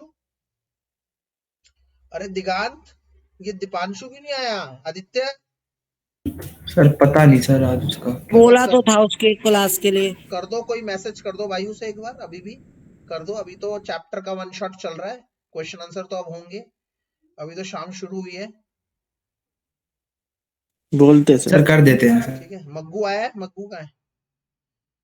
ठीक, सर बोल तो रहा था बीच में। Very good Maggu, very good. Sir activation of benzene मतलब? Activation of benzene towards electrophilic substitution मतलब बेंजीन एक्टिवेट हो जाता है रिएक्शन के प्रति। मतलब जैसे सपोज करो मैं कोई एक ग्रुप ले लेता हूं, जैसे Cl ही ले लेता हूं, तो अगर Cl के पास है ये, तो Cl ये देगा, इधर देगा, तो ये दोनों इलेक्ट्रॉन इधर आ जाएंगे, इधर जैसे आ जाएंगे एक बॉन्ड इधर चला जाएगा, तो इधर आ जाएगा ये नेगेटिव चार्ज। तो इसका मतलब बेंजीन इलेक्ट्रॉन रिच बन गया, मतलब इन्होंने ये सब लोन पेयर डोनर्स हैं, देंगे बेंजीन को, तो negative charge will be on benzene और इन पे आ जाएगा प्लस, इसीलिए तो प्लस रेजोनेंस है। तो बेंजीन पे जैसे ही नेगेटिव चार्ज आ जाएगा, बेंजीन इलेक्ट्रोफाइल को चाव से खींचेगी, एक्टिवेट करेगी। Got it? और यहां पर क्या होगा, ये बेंजीन को दे नहीं सकते तो बेंजीन से लेंगे, ये बेंजीन को देंगे, ये बेंजीन से लेंगे तो बेंजीन के पास प्लस चार्ज आ जाएगा। अगर बेंजीन पे प्लस चार्ज आ जाएगा तो भाई इलेक्ट्रोफाइल तो इन पोजीशन से दूर भागेंगे, डीएक्टिवेशन। तो एक्टिवेशन कहां होगा, मेटा पोजीशन पर। Got it? हाँ जी सर। चलो भाई, अब आते हैं सर, आपने तो ये भी बता दिया, अब 5 रिएक्शन है, तो हम ये बता देते हैं ये वाली चीज कि ऑल्दो हम सब जानते हैं, ऑल्दो Cl इज इलेक्ट्रोनेगेटिव है और इलेक्ट्रॉन विड्रॉइंग है, बट स्टिल क्यों, due to its lone pair, क्योंकि उसके पास क्या है, lone pair, due to its lone pair it will conduct, वो क्या कंडक्ट करेगा, plus R effect, it will conduct plus R effect and behaves as ortho para directive group की तरह बिहेव करेगा। ठीक है, तो जब मैं रिएक्शन करूंगा बच्चों, ये रिएक्शन करूंगा तो इसमें 5 रिएक्शन है बेंजीन की, मरते दम तक याद रखना। पहली रिएक्शन है हैलोजीनेशन, मतलब हैलोजन का डलना, जैसे Cl2 डालूंगा in the presence of AlCl3 FeCl3 डाल दो या Fe डार्क डाल दो, तो दूसरा क्लोरीन कहाँ आके लगेगा, एक बार ऑर्थो पर और एक बार लगेगा पैरा पर, जिसमें मैं कहूंगा पैरा वाला ज्यादा स्टेबल है क्योंकि वो सिमेट्रिकल है। इसी तरह से बच्चों दूसरा रिएक्शन क्या होगा, दूसरा रिएक्शन होगा नाइट्रेशन, मतलब NO2 ग्रुप आना, HNO3 ऐड करना in the presence of H2SO4, उससे क्या होगा, उससे Cl NO2 ग्रुप एक बार ऑर्थो पे होगा और एक बार NO2 ग्रुप पैरा पर होगा। इसके बाद तीसरा आता है सल्फोनेशन, जिसमें सिर्फ H2SO4 डलता है और एक बार SO3H ऑर्थो पे आता है, एक बार SO3H पैरा पर आता है। चौथा है फ्रीडल-क्राफ्ट अल्काइलेशन, इसमें डलता है CH3Cl और AlCl3, इसके ऊपर लग जाता है Cl, एक बार CH3 ऑर्थो पर, एक बार पैरा पर, और एक बार लगता है पांचवा फ्रीडल-क्राफ्ट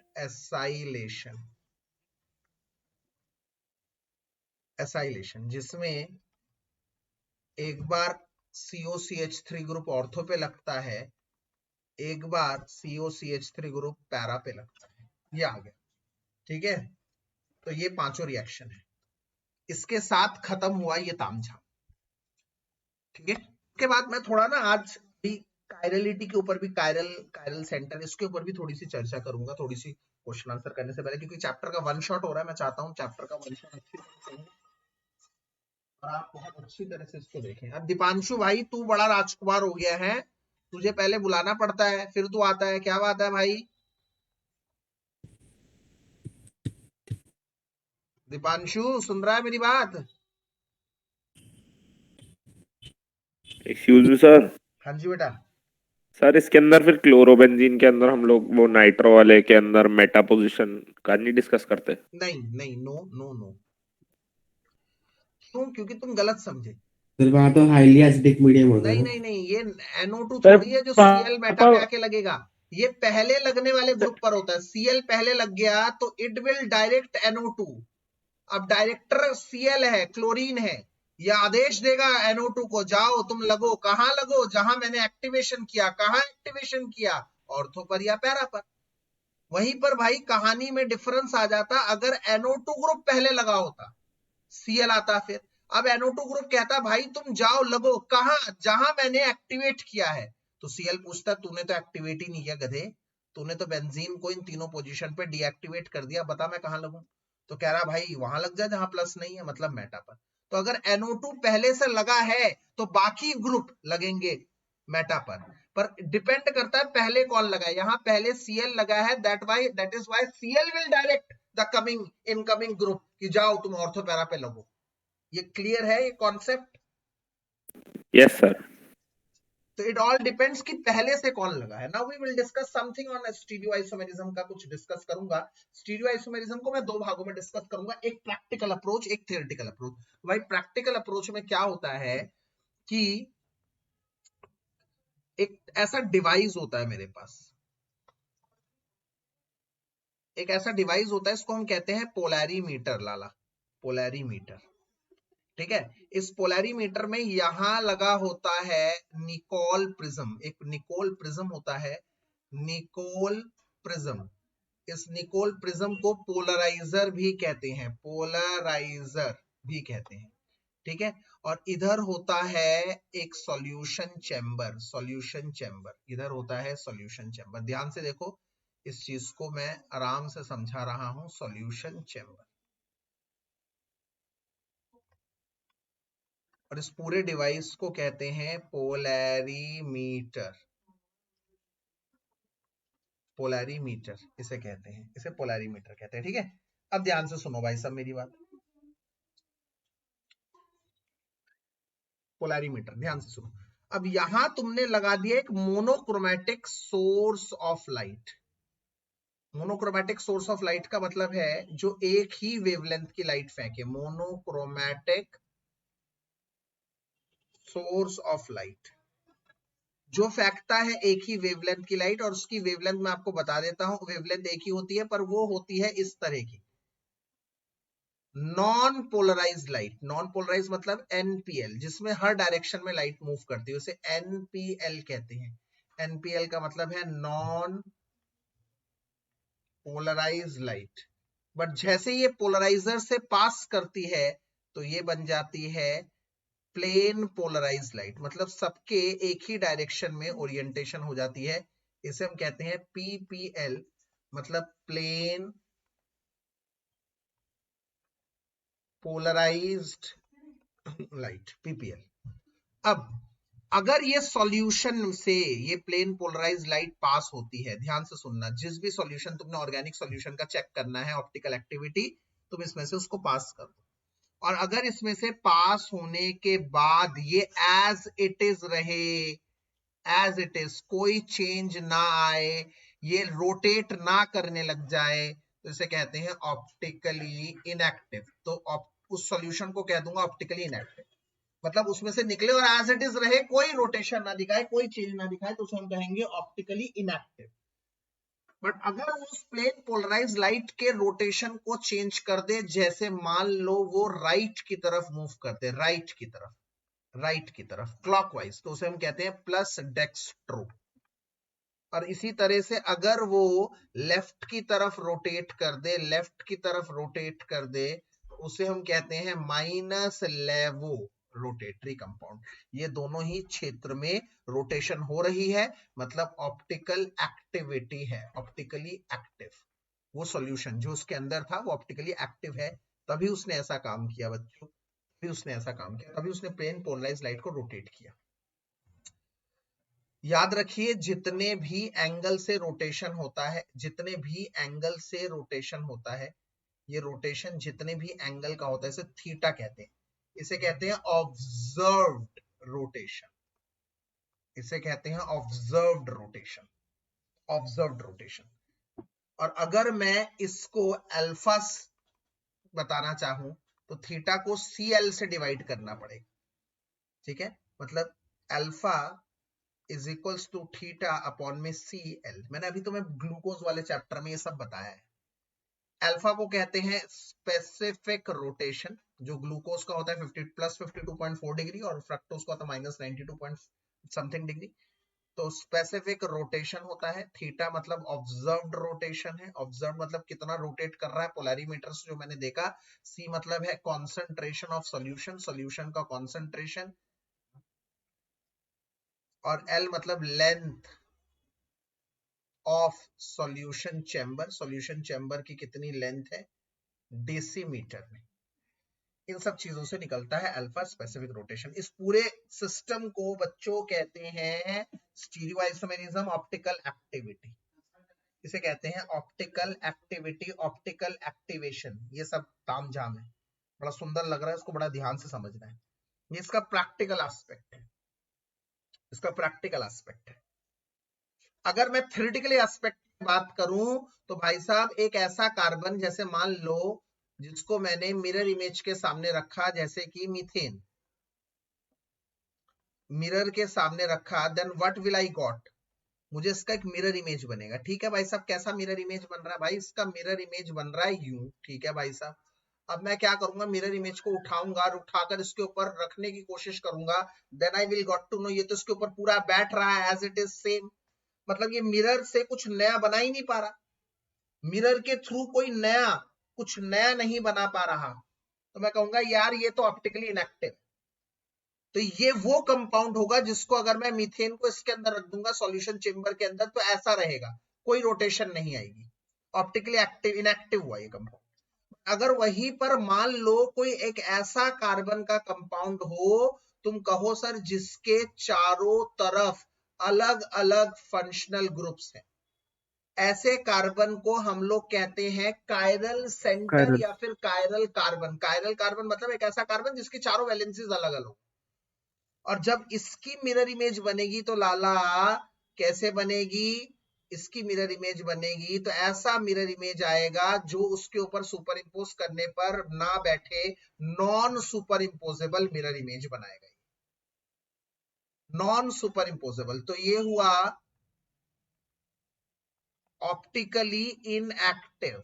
ऑप्टिकली इनएक्टिव क्यों, क्योंकि ये बना रहा है superimposable mirror image, superimposable mirror image बना रहा है लाल Singh.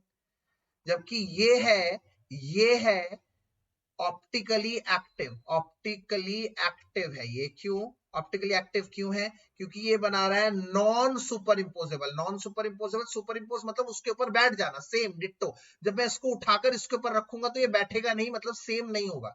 Non superimposable, non superimposable mirror image, mirror images, ऐसे मिरर इमेजेस है जो नॉन सुपर इंपोजेबल होते हैं। इनको हम कहते हैं बच्चों एनेंशियोमर्स, इनको कहते हैं एनेंशियोमर्स,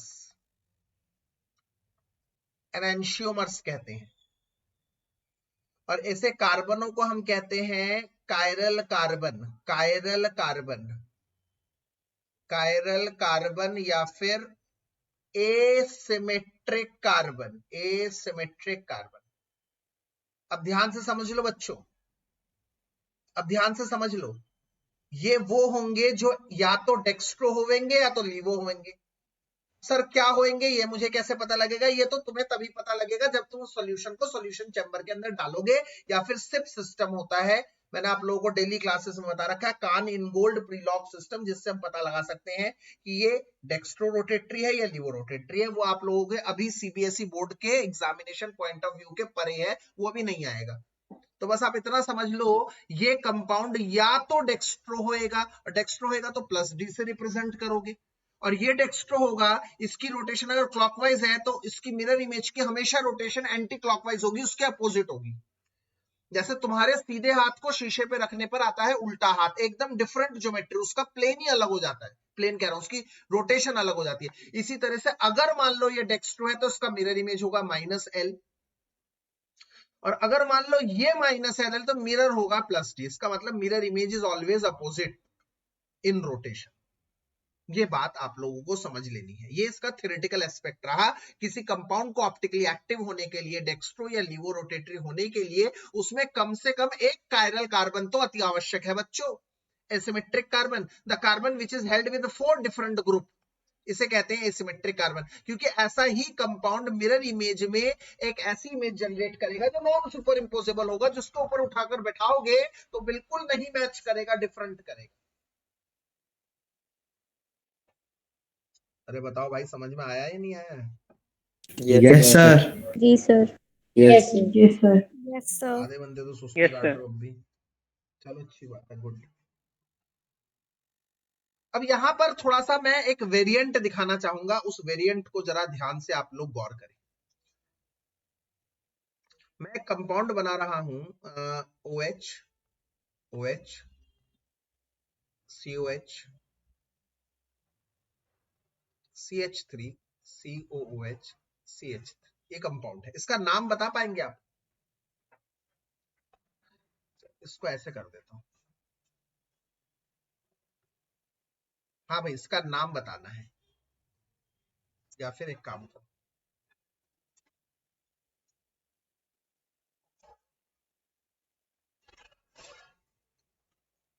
सर ग्लूटोनिक एसिड या फिर सैकरिक एसिड। हाँ ग्लूकोनिक है सर। नहीं नहीं यार, क्या बात करती तुमने, बेकार बात कर दी, अच्छे कैसे बात करते करते। तो सर वहां तो देखा तो सर ऐसे ही था सर डायग्राम पूरा। अरे यार बेकार की बात कर रहा हूँ, उसमें 6 कार्बन थे ग्लूकोनिक वाले में या अरे सैकरिक हाँ वाले सर, में। हाँ हाँ, यस सर, वही 4 ग्लूकोज कार्बन का वाले यस में। Sir, yes sir, yes sir, ऐसे दो है इसे दिख रहे बीच में। अच्छा, इसका IUPAC नाम बता दो यार, छोड़ो अब तो बना ही लो खुद।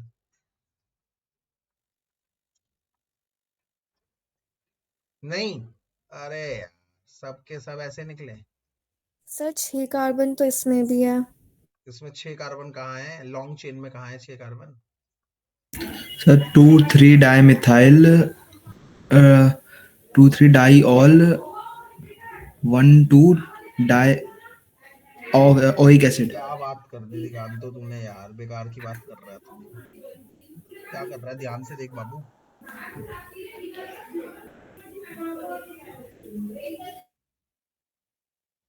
क्या है ये? हाँ भाई, बोलो जरा। अगर भाई ये और ये मेन चेन में होंगे, मेन चेन में 4 कार्बन हो गए, तो ये तो हाइड्रोक्सी कहलाएंगे, ये ऑल क्यों कहलाएंगे? समझ में आई पहली गलती? Yes sir. ये यस तो सर, हाइड्रोक्सी कहलाएंगे भाई साहब। तो इसका नाम क्या हो गया? इसका नाम हो गया भाई साहब 2,3 di hydroxy 2,3 di methyl butane 1,4 dioic acid. आई क्या? 2,3 पे 2 डाई हाइड्रोक्सी है, डाई हाइड्रोक्सी को मैंने पहले लिखा क्योंकि अल्फाबेटिकल ऑर्डर है। तो 2,3 डाई हाइड्रोक्सी, क्योंकि दूसरे और तीसरे कार्बन पर 2 हाइड्रोक्सी है और दूसरे और तीसरे पर मिथाइल भी है, और ब्यूटेन मतलब 4 कार्बन है, और 1 और 4 में 2 एसिड है। तो नाम क्या बन गया? 2,3 di hydroxy 2,3 di methyl butane 1,4 dioic acid. ये एक सॉल्ट है टार्टरिक एसिड का। चलो छोड़ो, अब आ जाते हैं मुद्दे पर, और मुद्दा ये है, ये मान लो मेरा है कंपाउंड 1, ये है कंपाउंड 2, ये है कंपाउंड 3, ये है कंपाउंड 4। अब जरा बताइए एक बार 1 और 2 को जरा ध्यान से देखिए, क्या 1 और 2 मिरर इमेजेस हैं एक दूसरे के? यस और no? Yes Yes, sir yes sir. Yes, sir. Yes, they are mirror images. Yes. They are superimposable. Now tell me yes or no? No. Yes. What about the other student? They are superimposable or not? No sir, No, sir. No sir. No. Superimposable का मतलब क्या हुआ भाई? Sir ये ऊपर अगर ऐसे इसको देख उठा सकते दूंगा हैं। तो सुपर इम्पोज नहीं होगा। सर क्या बात कर दिया, सुपर इम्पोज कैसे होगा? इसके दोनों OH उधर है, उसके दोनों CH3 उधर है, तो नॉन सुपर इम्पोज। अब मुझे बता दो भाई, अगर इन दोनों का फार्मूला भी सेम है, ये non super imposable mirror image है, तो ये दोनों क्या कहलाने के हकदार हैं? Enantiomer. एंशियोमर्स। एंशियोमर कहलाएंगे। अर्पित, नींद तो नहीं आ रही तुझे? नहीं सर, मैं जगा हूँ, कोई बात अच्छा चलो कोई बात। हाँ मनन, हाउ आर यू बेटा? कैसी तबीयत है? बेटर है सर। ओके चलो ध्यान दो सारे। अरे इधर से कौन नहीं आया अभी तो यार, 3-4 बच्चे मुझे दिख ही नहीं रहे अभी यार। चलो नेवरदलेस। अच्छा ठीक है, तो इसका मतलब 1 और 2 are what? Enantiomers. Enantiomers. Now Enantiomer. tell me what about 3 and 4, if they are enantiomer, yes or no? Yes sir. Yes, sir. Yes, sir. Good job. Yes, yes, sir. They are non-superimposable mirror images. That means 1, 2, 3, 4 are mirror Enantiomer. images, non-superimposable mirror images of each other. इसका मतलब ये हुए enantiomer. भाई मेरा सीधा हाथ मेरे उल्टे हाथ के क्या है? भाई ये भी 5 उंगलियों से बना है मेरा सीधा हाथ, उल्टा हाथ भी 5 उंगलियों से बना हुआ है। तो मेरा उल्टा हाथ सीधा हाथ एक दूसरे के ऊपर सुपर इम्पोज तो नहीं होता, दोनों मिरर इमेजेस भी हैं। इसका मतलब मेरा सीधा हाथ और मेरा उल्टा हाथ हुए एनैंशियोमर। enantiomer, Enantiomer. तुम्हारा सीधा हाथ, तुम्हारा उल्टा हाथ हुआ क्या? एनैंशियोमर। enantiomer. हाँ, अब ध्यान से सुनो, मेरा सीधा हाथ और तुम्हारा सीधा हाथ क्या हुआ बताओ? identical, मेरा सीधा हाथ और तुम्हारा सीधा हाथ ना, ये वही हुआ जो फर्स्ट और 3 के बीच में रिलेशन है। बताओ यस और नो? 1 और 3 को चेक करो, फर्स्ट और थर्ड को चेक करो जरा। 1 और 3 दोनों का मॉलिक्यूलर फार्मूला तो सेम है। मेरे सीधे हाथ में भी 5 उंगलियां हैं, तुम्हारे सीधे हाथ में भी 5 उंगलियां हैं। बट सवाल नंबर 1, क्या मेरा सीधा हाथ और तुम्हारा सीधा हाथ मिरर इमेजेस है? यस और no? No. No, sir. No. No, sir. No, they are not mirror images, my dear. They are not mirror images. Like 1 and 3. 1 is not mirror images of 1 is not mirror image of 3. 1 is not mirror image of 4. Are not they?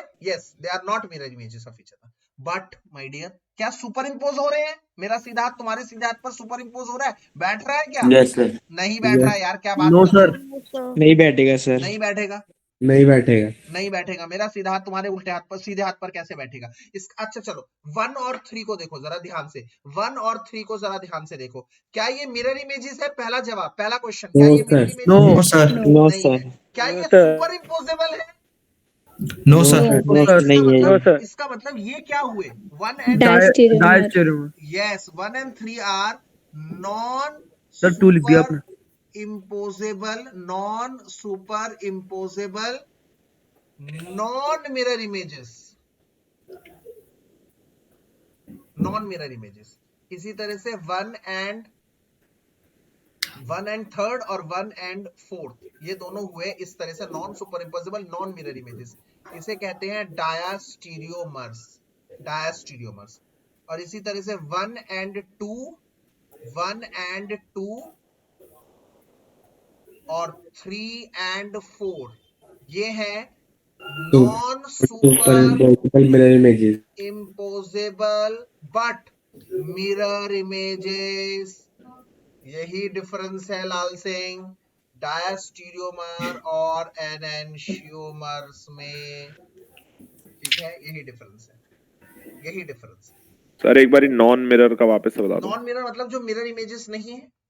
देखो non super imposable मतलब जो एक दूसरे के और बैठ नहीं सकते, जैसे 1 और 3 एक दूसरे के और बैठ नहीं सकते, और 1 और 3 एक दूसरे के मिरर इमेज भी नहीं है। मतलब 1 और 1 के सामने मिरर लगा दूं, क्या 3 उसकी इमेज बनेगी? चेक करो। ओके ओके ओके सर, आगे समझ माय डियर, नो। आ गया सर, समझ आ गया। गुड गुड गुड, ये याद रखना भैया, डायस्टीरियोमर्स और एनेंशियोमर्स। अच्छा, अभी बात खत्म नहीं हुई, अभी बात खत्म नहीं हुई। इसको मैं दोबारा बनाना चाहता हूं, इसको मैं पीछे दोबारा बनाना चाहता हूं, बड़ा करके बनाना चाहता हूं इस बार।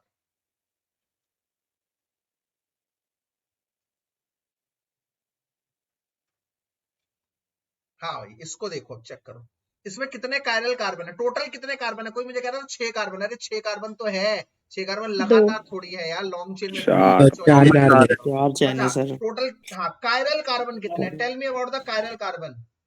2, Sir, 2 2.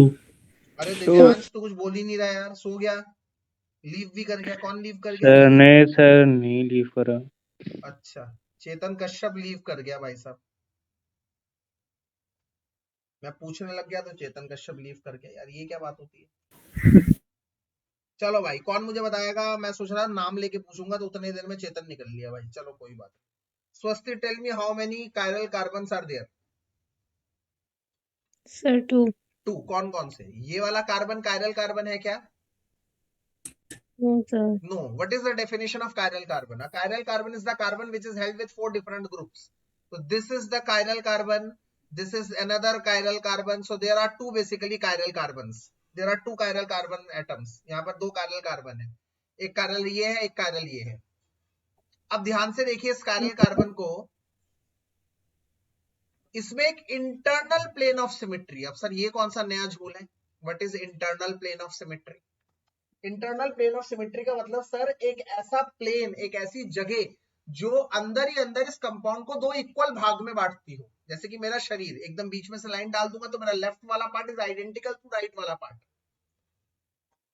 तो यहां पर 2 कायरल कार्बन है, मतलब एक कायरल कार्बन ऊपर है, ऊपर कायरल कार्बन है, उसके मतलब उसके ऊपर 4 अलग अलग ग्रुप है, तो इसका मतलब ऊपर वाले कायरल कार्बन की एक रोटेशन होगी, या तो ऊपर वाला कायरल कार्बन डेक्स्ट्रो होगा या लिवो होगा।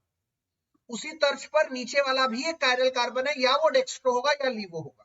अब सवाल ये आता है, मैंने आप लोगों को कहा है क्योंकि इंटरनल प्लेन ऑफ सिमेट्री है, और मैंने आपको कहा है जब भी मिरर इमेजेस होते हैं, जैसे ऊपर देखो, ऊपर वाला इज जस्ट मिरर इमेज, देखो ऊपर वाला एकदम मिरर इमेज है, मतलब अगर मैं इसको मिरर बना दूं तो एकदम ऊपर वाला नीचे वाले की तरह है, तो इसका मतलब अगर ऊपर वाले का रोटेशन है क्लॉकवाइज तो नीचे वाले का रोटेशन होगा एंटी क्लॉकवाइज, जिसकी वजह से ऊपर वाले का रोटेशन और नीचे वाले का रोटेशन कैंसिल आउट हो जाता है और हो जाता है 0 तो इसका मतलब ऐसे कंपाउंड में कायरल कार्बन है फिर भी नेट रोटेशन 0 है। क्यों? क्योंकि इंटरनल प्लेन ऑफ सिमेट्री है। इंटरनल प्लेन ऑफ सिमेट्री से क्या होता है, इसके ऊपर वाले का रोटेशन नीचे वाले के रोटेशन को अपोज करता है, कैंसिल करता है, और net dipole net optical activity 0 कर देता है। तो इसका मतलब एक बार शुरू से समझते हैं, ऑप्टिकल रोटेशन के लिए या ऑप्टिकल एक्टिविटी के लिए क्या रिस्पॉन्सिबल है, क्या चीज होना इंडिकेटर है कि ऑप्टिकल एक्टिविटी होगी या नहीं होगी। It is the presence of chiral carbon. It is the presence of chiral carbon. Chiral carbon होने से ही आप पता कर लेंगे कि उसके अंदर ऑप्टिकल एक्टिविटी होगी या नहीं। कायरल कार्बन होने से आप पता कर देंगे ऑप्टिकल एक्टिविटी होगी नहीं। If there is chiral carbon that means it will be optically active.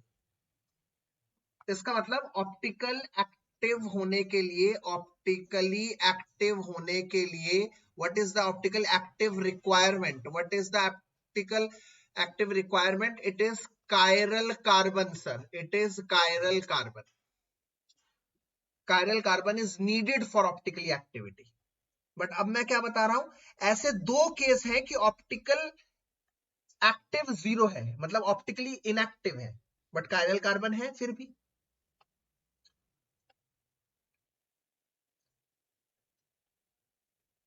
There are 2 cases in which there is a chiral carbon but still the net optical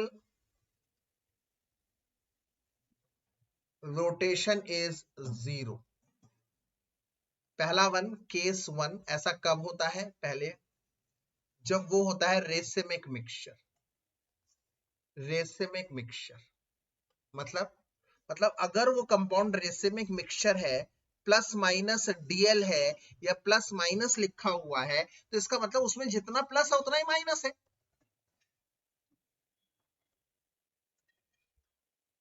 जितना plus है उतना ही माइनस है। जैसे कि इधर जितना ये प्लस था या माइनस था उसका अपोजिट रोटेशन ये है, equimolar, plus minus DL, rotation एक दूसरे से कैंसिल, खत्म। Plus minus DL racemic mixture होने से हमें पता लग जाता है हाँ भाई उसका ऑप्टिकल रोटेशन, कायरल कार्बन है फिर भी उसका ऑप्टिकल रोटेशन 0। और केस 2 क्या है बच्चों, केस 2 क्या है, केस 2 है, इसे कहते हैं ये वाला, इसे कहते हैं मीजो कंपाउंड। ऐसे केस ये एक मीजो कंपाउंड कहलाता है। मीजो कंपाउंड मतलब sir what do you mean by meso compound, meso meso Meesho नहीं है, ये ध्यान रखना, मीजो कंपाउंड है। मीजो कंपाउंड इसका मतलब इंटरनल प्लेन ऑफ सिमेट्री रहती है, इंटरनल प्लेन ऑफ सिमेट्री रहती है, इंटरनल प्लेन ऑफ सिमेट्री रहती है। मीजो कंपाउंड, मीजो कंपाउंड ये तभी रहेगा ना जब सारे कायरल कार्बन की संख्या जो है हमारी 6 मतलब इवन रहेगी। इवन रहेगी, बिल्कुल बिल्कुल, गुड गुड। इसका मतलब मीजो कंपाउंड क्या है, when A compound containing chiral carbon shows 0 optical rotation due to internal plane of symmetry। ठीक है, इस बात को ध्यान करेंगे। इसका मतलब कल को अगर ऐसा कुछ आ जाता है कि आपसे पूछते हैं हाँ भाई ये कंपाउंड का ऑप्टिकल रोटेशन 0 है और इसमें कायरल कार्बन है फिर भी, मेरा क्वेश्चन ध्यान से, ऐसे क्वेश्चन बोर्ड में कई बार आ चुके हैं, मतलब फलाना कंपाउंड दे देंगे और कह देंगे भैया इसका ऑप्टिकल रोटेशन 0 है, इसके अंदर तो कायरल कार्बन है फिर भी इसका ऑप्टिकल रोटेशन 0 क्यों है? तो आप लोगों को बड़े ठंडे दिमाग से समझना है, आप लोगों को बड़े ठंडे दिमाग से समझना है ऐसे क्वेश्चनों को। और मेरी बात याद रखिए कि सर ने कहा था कि ऐसा सिर्फ 2 ही केस में होगा कि कायरल कार्बन है फिर भी ऑप्टिकल रोटेशन 0 है, और वो 2 केस कौन से हैं? या तो होगा मीसो कंपाउंड, या तो होगा मीसो कंपाउंड, या तो होगा वो रेसिमिक मिक्सचर। और सवाल आता है सर हमें कैसे पता लगेगा? अरे कैसे पता लगेगा मतलब क्या है? अगर रेसिमिक मिक्सचर होगा तो उस कंपाउंड के आगे प्लस माइनस लिखा होगा, प्लस माइनस लिखा होगा। Example plus minus butane two all is optically inactive. ये क्वेश्चन आया हुआ है बोर्ड्स में। अब बच्चा क्या करता है, ऐसे क्वेश्चनों को देखकर वो अपना दिमाग लगाता है, भाई ब्यूटेन टू ऑल है, चलो भाई 4 कार्बन बनाए, ब्यूटेन बनाया, इधर H बनेगा, ये 2 कार्बन है मतलब ऐसे बना सकता हूं, इधर C2H5 है, ये CH3 है, ये H है, ये OH है, 4 अलग अलग ग्रुप आ गए, इसका ऑप्टिकली एक्टिव, ये तो कायरल कार्बन है। अरे इतना करना ही नहीं है यार, इतना तो कुछ करना ही नहीं है, इसका आंसर तो यही छिपा है। प्लस माइनस उसने खुद ही बोल दिया, प्लस माइनस का मतलब ही क्या है? रेसिमिक मिक्सचर, वही आंसर खत्म, रेसिमिक मिक्सचर, बात ही खत्म। Why this is optically inactive? Plus minus shows it is a racemic mixture, बात खत्म। और अगर प्लस माइनस नहीं है, कोई दूसरा कंपाउंड आ गया तो उसमें आपको स्ट्रक्चर बना के देखना है, स्ट्रक्चर में अगर इंटरनल प्लेन ऑफ सिमेट्री है तो आप समझ जाओ भैया उसका ऑप्टिकल रोटेशन 0 इसलिए क्योंकि वो मीजो कंपाउंड है। दूसरा केस मीजो कंपाउंड का बनता है। इसी के साथ ये चीज होती है खत्म। हम जाते हैं आज के अपने प्राइम ऑब्जेक्टिव पर। हमारा 1 शॉट हो चुका है, 1 शॉट हमने कर लिया है, ज्यादा नहीं करवाऊंगा आज, थोड़े से सवाल करेंगे, थोड़े से सवाल करेंगे आज। तो पहला क्वेश्चन क्या है? पहला क्वेश्चन क्या है? पहला क्वेश्चन कह रहा है, अपने बुकलेट का क्वेश्चन देखिए। पहला कह रहा है why is sulphuric acid not used during the reaction of alcohol with Ki? Alcohol को Ki के साथ रिएक्शन कराते वक्त सल्फ्यूरिक एसिड क्यों नहीं लेते? अभी तो पढ़ाया है तुम लोगों को यार, अल्कोहल के साथ Ki लोगे और H2SO4 लोगे और तुम ये सोच रहे हो कि भैया ये दोनों मिलाकर तुम्हें देंगे HI, तो भूल जाओ, ये नहीं होने वाला। क्यों नहीं होने वाला? क्योंकि भैया इससे बनेगा RI, बट ये नहीं होता क्योंकि H2SO4 एक ऑक्सीडाइजिंग एजेंट है। ऑक्सीडाइजिंग एजेंट होने की वजह से जो HI बनता है उसको वापस I2 में बदल देता है, ऑक्सीडाइज कर देता है। इसीलिए तुम कोई ऐसा एसिड लेते हो जो H+ तो दे बट H2SO4 ना हो, ऑक्सीडाइजिंग ना हो, जिसके लिए ऑल्टरनेटिवली तुम्हें H3PO4 जैसे एसिड को देखना पड़ता है। इसके बाद क्वेश्चन नंबर 2 पे आ जाते हैं। क्वेश्चन नंबर 2 क्या कह रहा है? 2 कंपाउंड दे रखा है, 2 कंपाउंड दे रखे हैं, एक है ऐसा और एक है ऐसा कुछ, और कह रहा है दोनों में से फास्टर SN1 कौन जाएगा? भाई SN1 का एक ही तो लाइन याद करवा रखे है मैंने, बताओ क्या है SN1? क्या आज मैंने रेड पेन से लिखा था? Carbocation. Yes, stability of carbocation. तो तुम एक काम करो, जब भी ऐसा कोई क्वेश्चन आए, सर ये SN1 है ना, Cl को हटा दो, हटाओ Cl को और यहाँ बना दो प्लस, तो ये 3 डिग्री कार्बोकेटायन है क्योंकि जिस कार्बन में 1 2 3 और इसे हटाओगे तो ये 2 डिग्री कार्बोकेटायन बन रहा है। सर कौन ज्यादा स्टेबल है? ये वाला। तो आंसर क्या हुआ? फर्स्ट वाला। इसका मतलब सारा आंसर डिपेंड कर रहा है स्टेबिलिटी ऑफ कार्बोकेटायन। इसके दूसरे पार्ट पर अगर हम देखते हैं तो ऐसा कुछ है, इधर 2 डिग्री कार्बोकेटायन बन रहा है और ऐसा कुछ है इधर 1 डिग्री कार्बोकेटायन बन रहा है। तो दोबारा फर्स्ट वाले के अंदर, फर्स्ट वाला। यस, फर्स्ट वाला 2 डिग्री कार्बोकेटायन। आप इतना बड़ा ना लिखकर सीधे लिख दें स्टेबिलिटी ऑफ कार्बोकेटायन, ये 2 डिग्री है, ये 1 डिग्री है, ये इसका आंसर का तर्ज है, बात खत्म। Question number third question, arrange each of the following in increasing boiling point. Boiling point के हिसाब से लगाओ भाई। ब्रोमोमीथेन, सतर्क रहिए, ब्रोमोमीथेन मतलब CH3Br, ठीक है। ब्रोमोफॉर्म, क्लोरोफॉर्म होता है CHCl3, ब्रोमोफॉर्म होता है CHBr3। Chloromethane CH3Cl, chloromethane. Di bromomethane, di bromo मतलब 2 ब्रोमीन है और 2 मीथेन। इसको 1 मान लिया, इसको 2 मान लिया, इसको 3 मान लिया, इसको 4 मान लिया।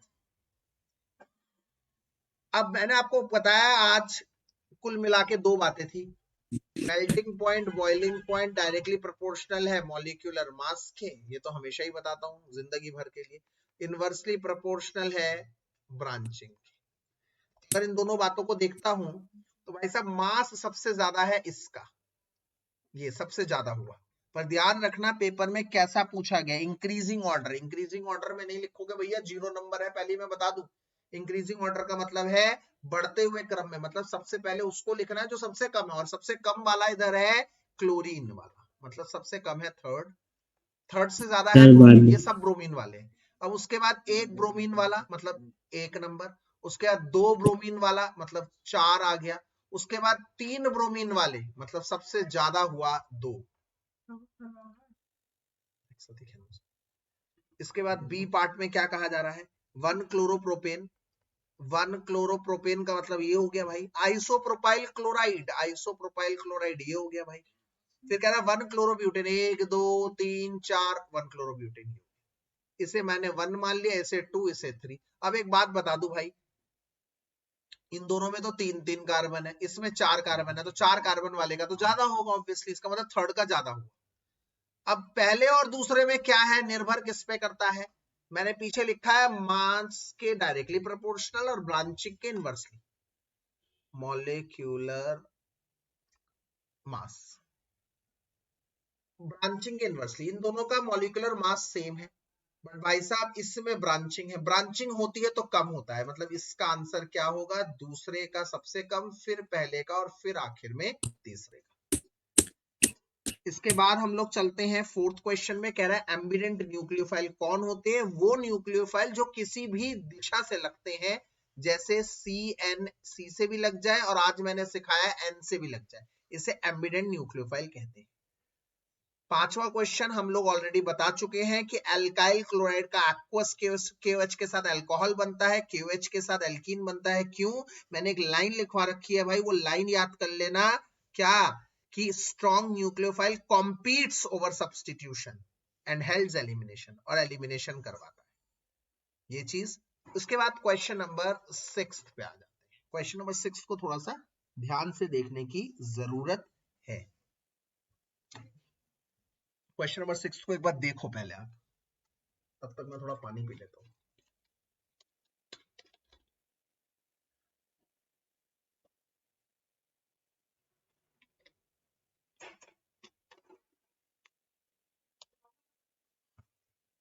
क्वेश्चन नंबर 6,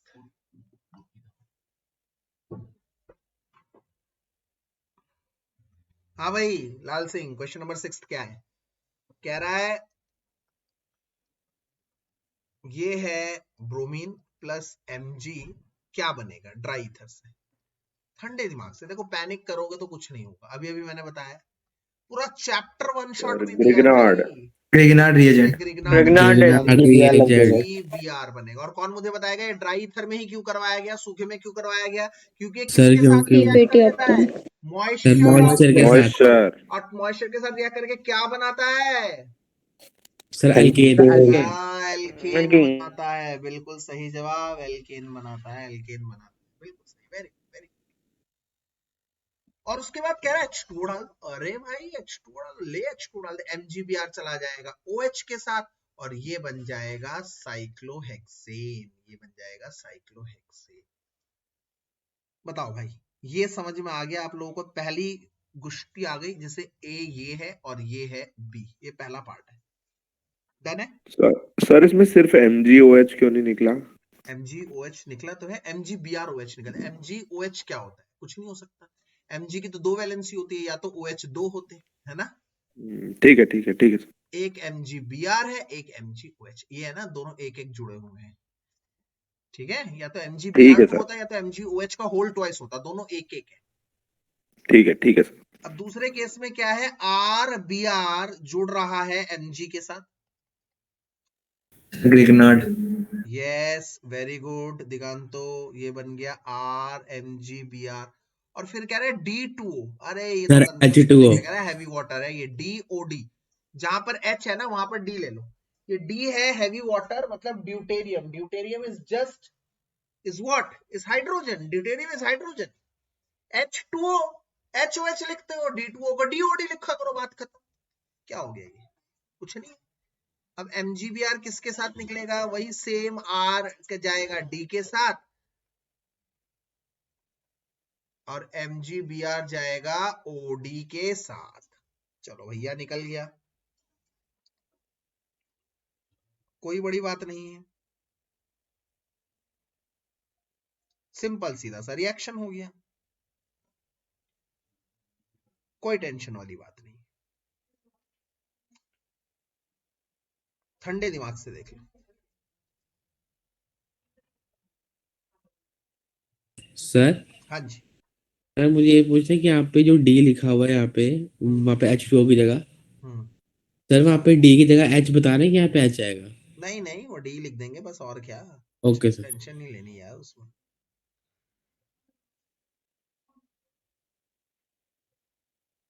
और उसके बाद फिर कुछ कह रहा है, ये कह रहा है क्या लगे जाएगा, RBr के बाद ये लग गया, RD बन गया, RD बन गया। अब इसने RD दे रखा है, अगर आप ध्यान रखो, क्या दे रखा है RD की जगह, क्या दे रखा है बताओ? CH3D ये दे रखा है ना। तो इसका मतलब बताओ R क्या हुआ इसमें? CH3 ये R हुआ, यस और नो, पहले बताओ। Yes sir. इधर R की जगह क्या लग जाएगा, बोलो? CCCBr, यही होगा। Yes sir. और ये आ जाएगा CCCMgBr, यही होगा, बोलो। Yes sir. Yes sir. Yes yes yes. ये ना एक्चुअली क्वेश्चन ऐसा लगता है ये सब एक साथ है, ये एक्चुअली अलग अलग है। ये एक क्वेश्चन हो गया, ये एक पार्ट है, ये दूसरा पार्ट है, और वो तीसरी लाइन में तीसरा पार्ट है। और देखने से ऐसा लगता है दिमाग की दही, लगता है पता नहीं क्या है ये, तीसरा अलग पार्ट है। तीसरे में कह रहा है RX R1, मतलब कुछ अलग है। इसको Na में डाल रहा हूं ईथर में, तो बन रहा है ये चीज, ये बन रहा है। तो एक बात बताओ, Na ईथर क्या करता है सर? वुड्स रिएक्शन करता है सर। इसका मतलब सर ये ऐसे तोड़ दो, मतलब ये बेसिकली ऐसे X था, ये था, बोलो समझ में आ रहा है? Yes sir. Yes sir. इसका मतलब ये है, ये चीज है, ये CCCCX ये है। और फिर कह रहा है इसमें अगर Mg डाल देता हूं, हाँ भाई बताओ जरा, Mg डाल दूंगा तो क्या हो जाएगा? CCCMgX। और फिर उसमें कह रहा है H2O डाल दो भाई, तो MgX HOH के साथ निकल जाए और क्या बन जाएगा? ये बन जाएगा। यस, ये बन जाएगा। बताओ, छठा क्वेश्चन समझ में आ गया? तीनों अलग अलग पार्ट थे, 3 लाइन में 3 अलग अलग पार्ट। OH नहीं लगेगा ना? H आएगा।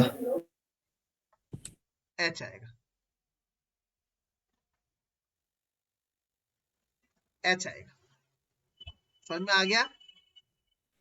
Yes sir. Question number 7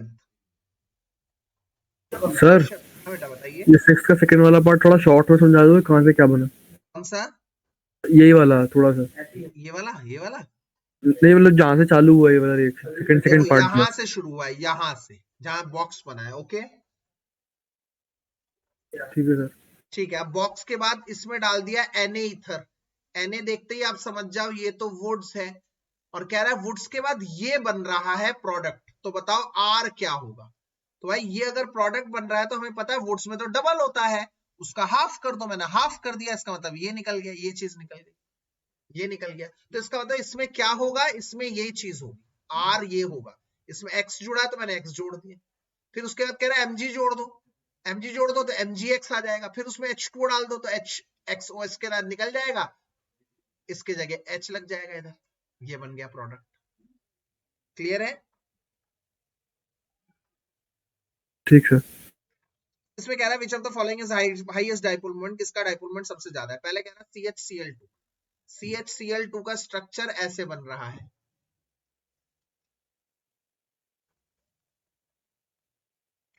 CHCl3 का स्ट्रक्चर ऐसे बनता है, 3 Cl है। CCl4 का स्ट्रक्चर ऐसे बनता है। तो सबसे ज्यादा फर्स्ट वाले का है, फिर सेकंड वाले का है, फिर बिल्कुल थर्ड सही वाले। जवाब, बिल्कुल सही जवाब। देखो इधर तो ये कैंसिल हो गया, ये ऊपर खींच रहा है, इधर खींच रहा है, इधर खींच रहा है, इधर खींच रहा है, इससे ये कैंसिल, इससे ये कैंसिल, इससे ये वाला Cl इधर खींच रहा है, ये वाला Cl इधर, ये कैंसिल हो गया। हाइड्रोजन और Cl का नेट मूवमेंट नीचे की तरफ जाएगा, एक पेयर। इसमें हाइड्रोजन और Cl का नेट मूवमेंट इधर जाएगा। ध्यान से देखो, एक एक करके देखो, C और H में कौन जा रहा है इलेक्ट्रोनेगेटिव, C, तो C अपनी तरफ खींचेगा। C और Cl में कौन जा रहा है इलेक्ट्रोनेगेटिव, Cl, वो अपनी तरफ खींचेगा। तो नेट मूवमेंट कहां जा रहा है, इधर।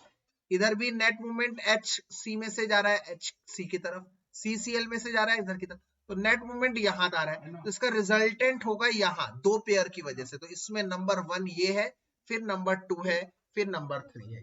ध्यान रखना सबसे ज्यादा डाइपोल मोमेंट CH2Cl2 में है। यहाँ पर मैंने इसकी वैल्यू दे रखी है, वो वैल्यू आप लोगों को नहीं लिखनी, ना इतना बड़ा फॉलोअप लिखना है, आप सिंपल में भी उसको समझा सकते हैं। थोड़ा मैंने बड़ा करके लिख दिया, आप उसको सिंपल में भी समझा सकते हैं, आप उसको सिंपल में भी टेकअप कर सकते हैं।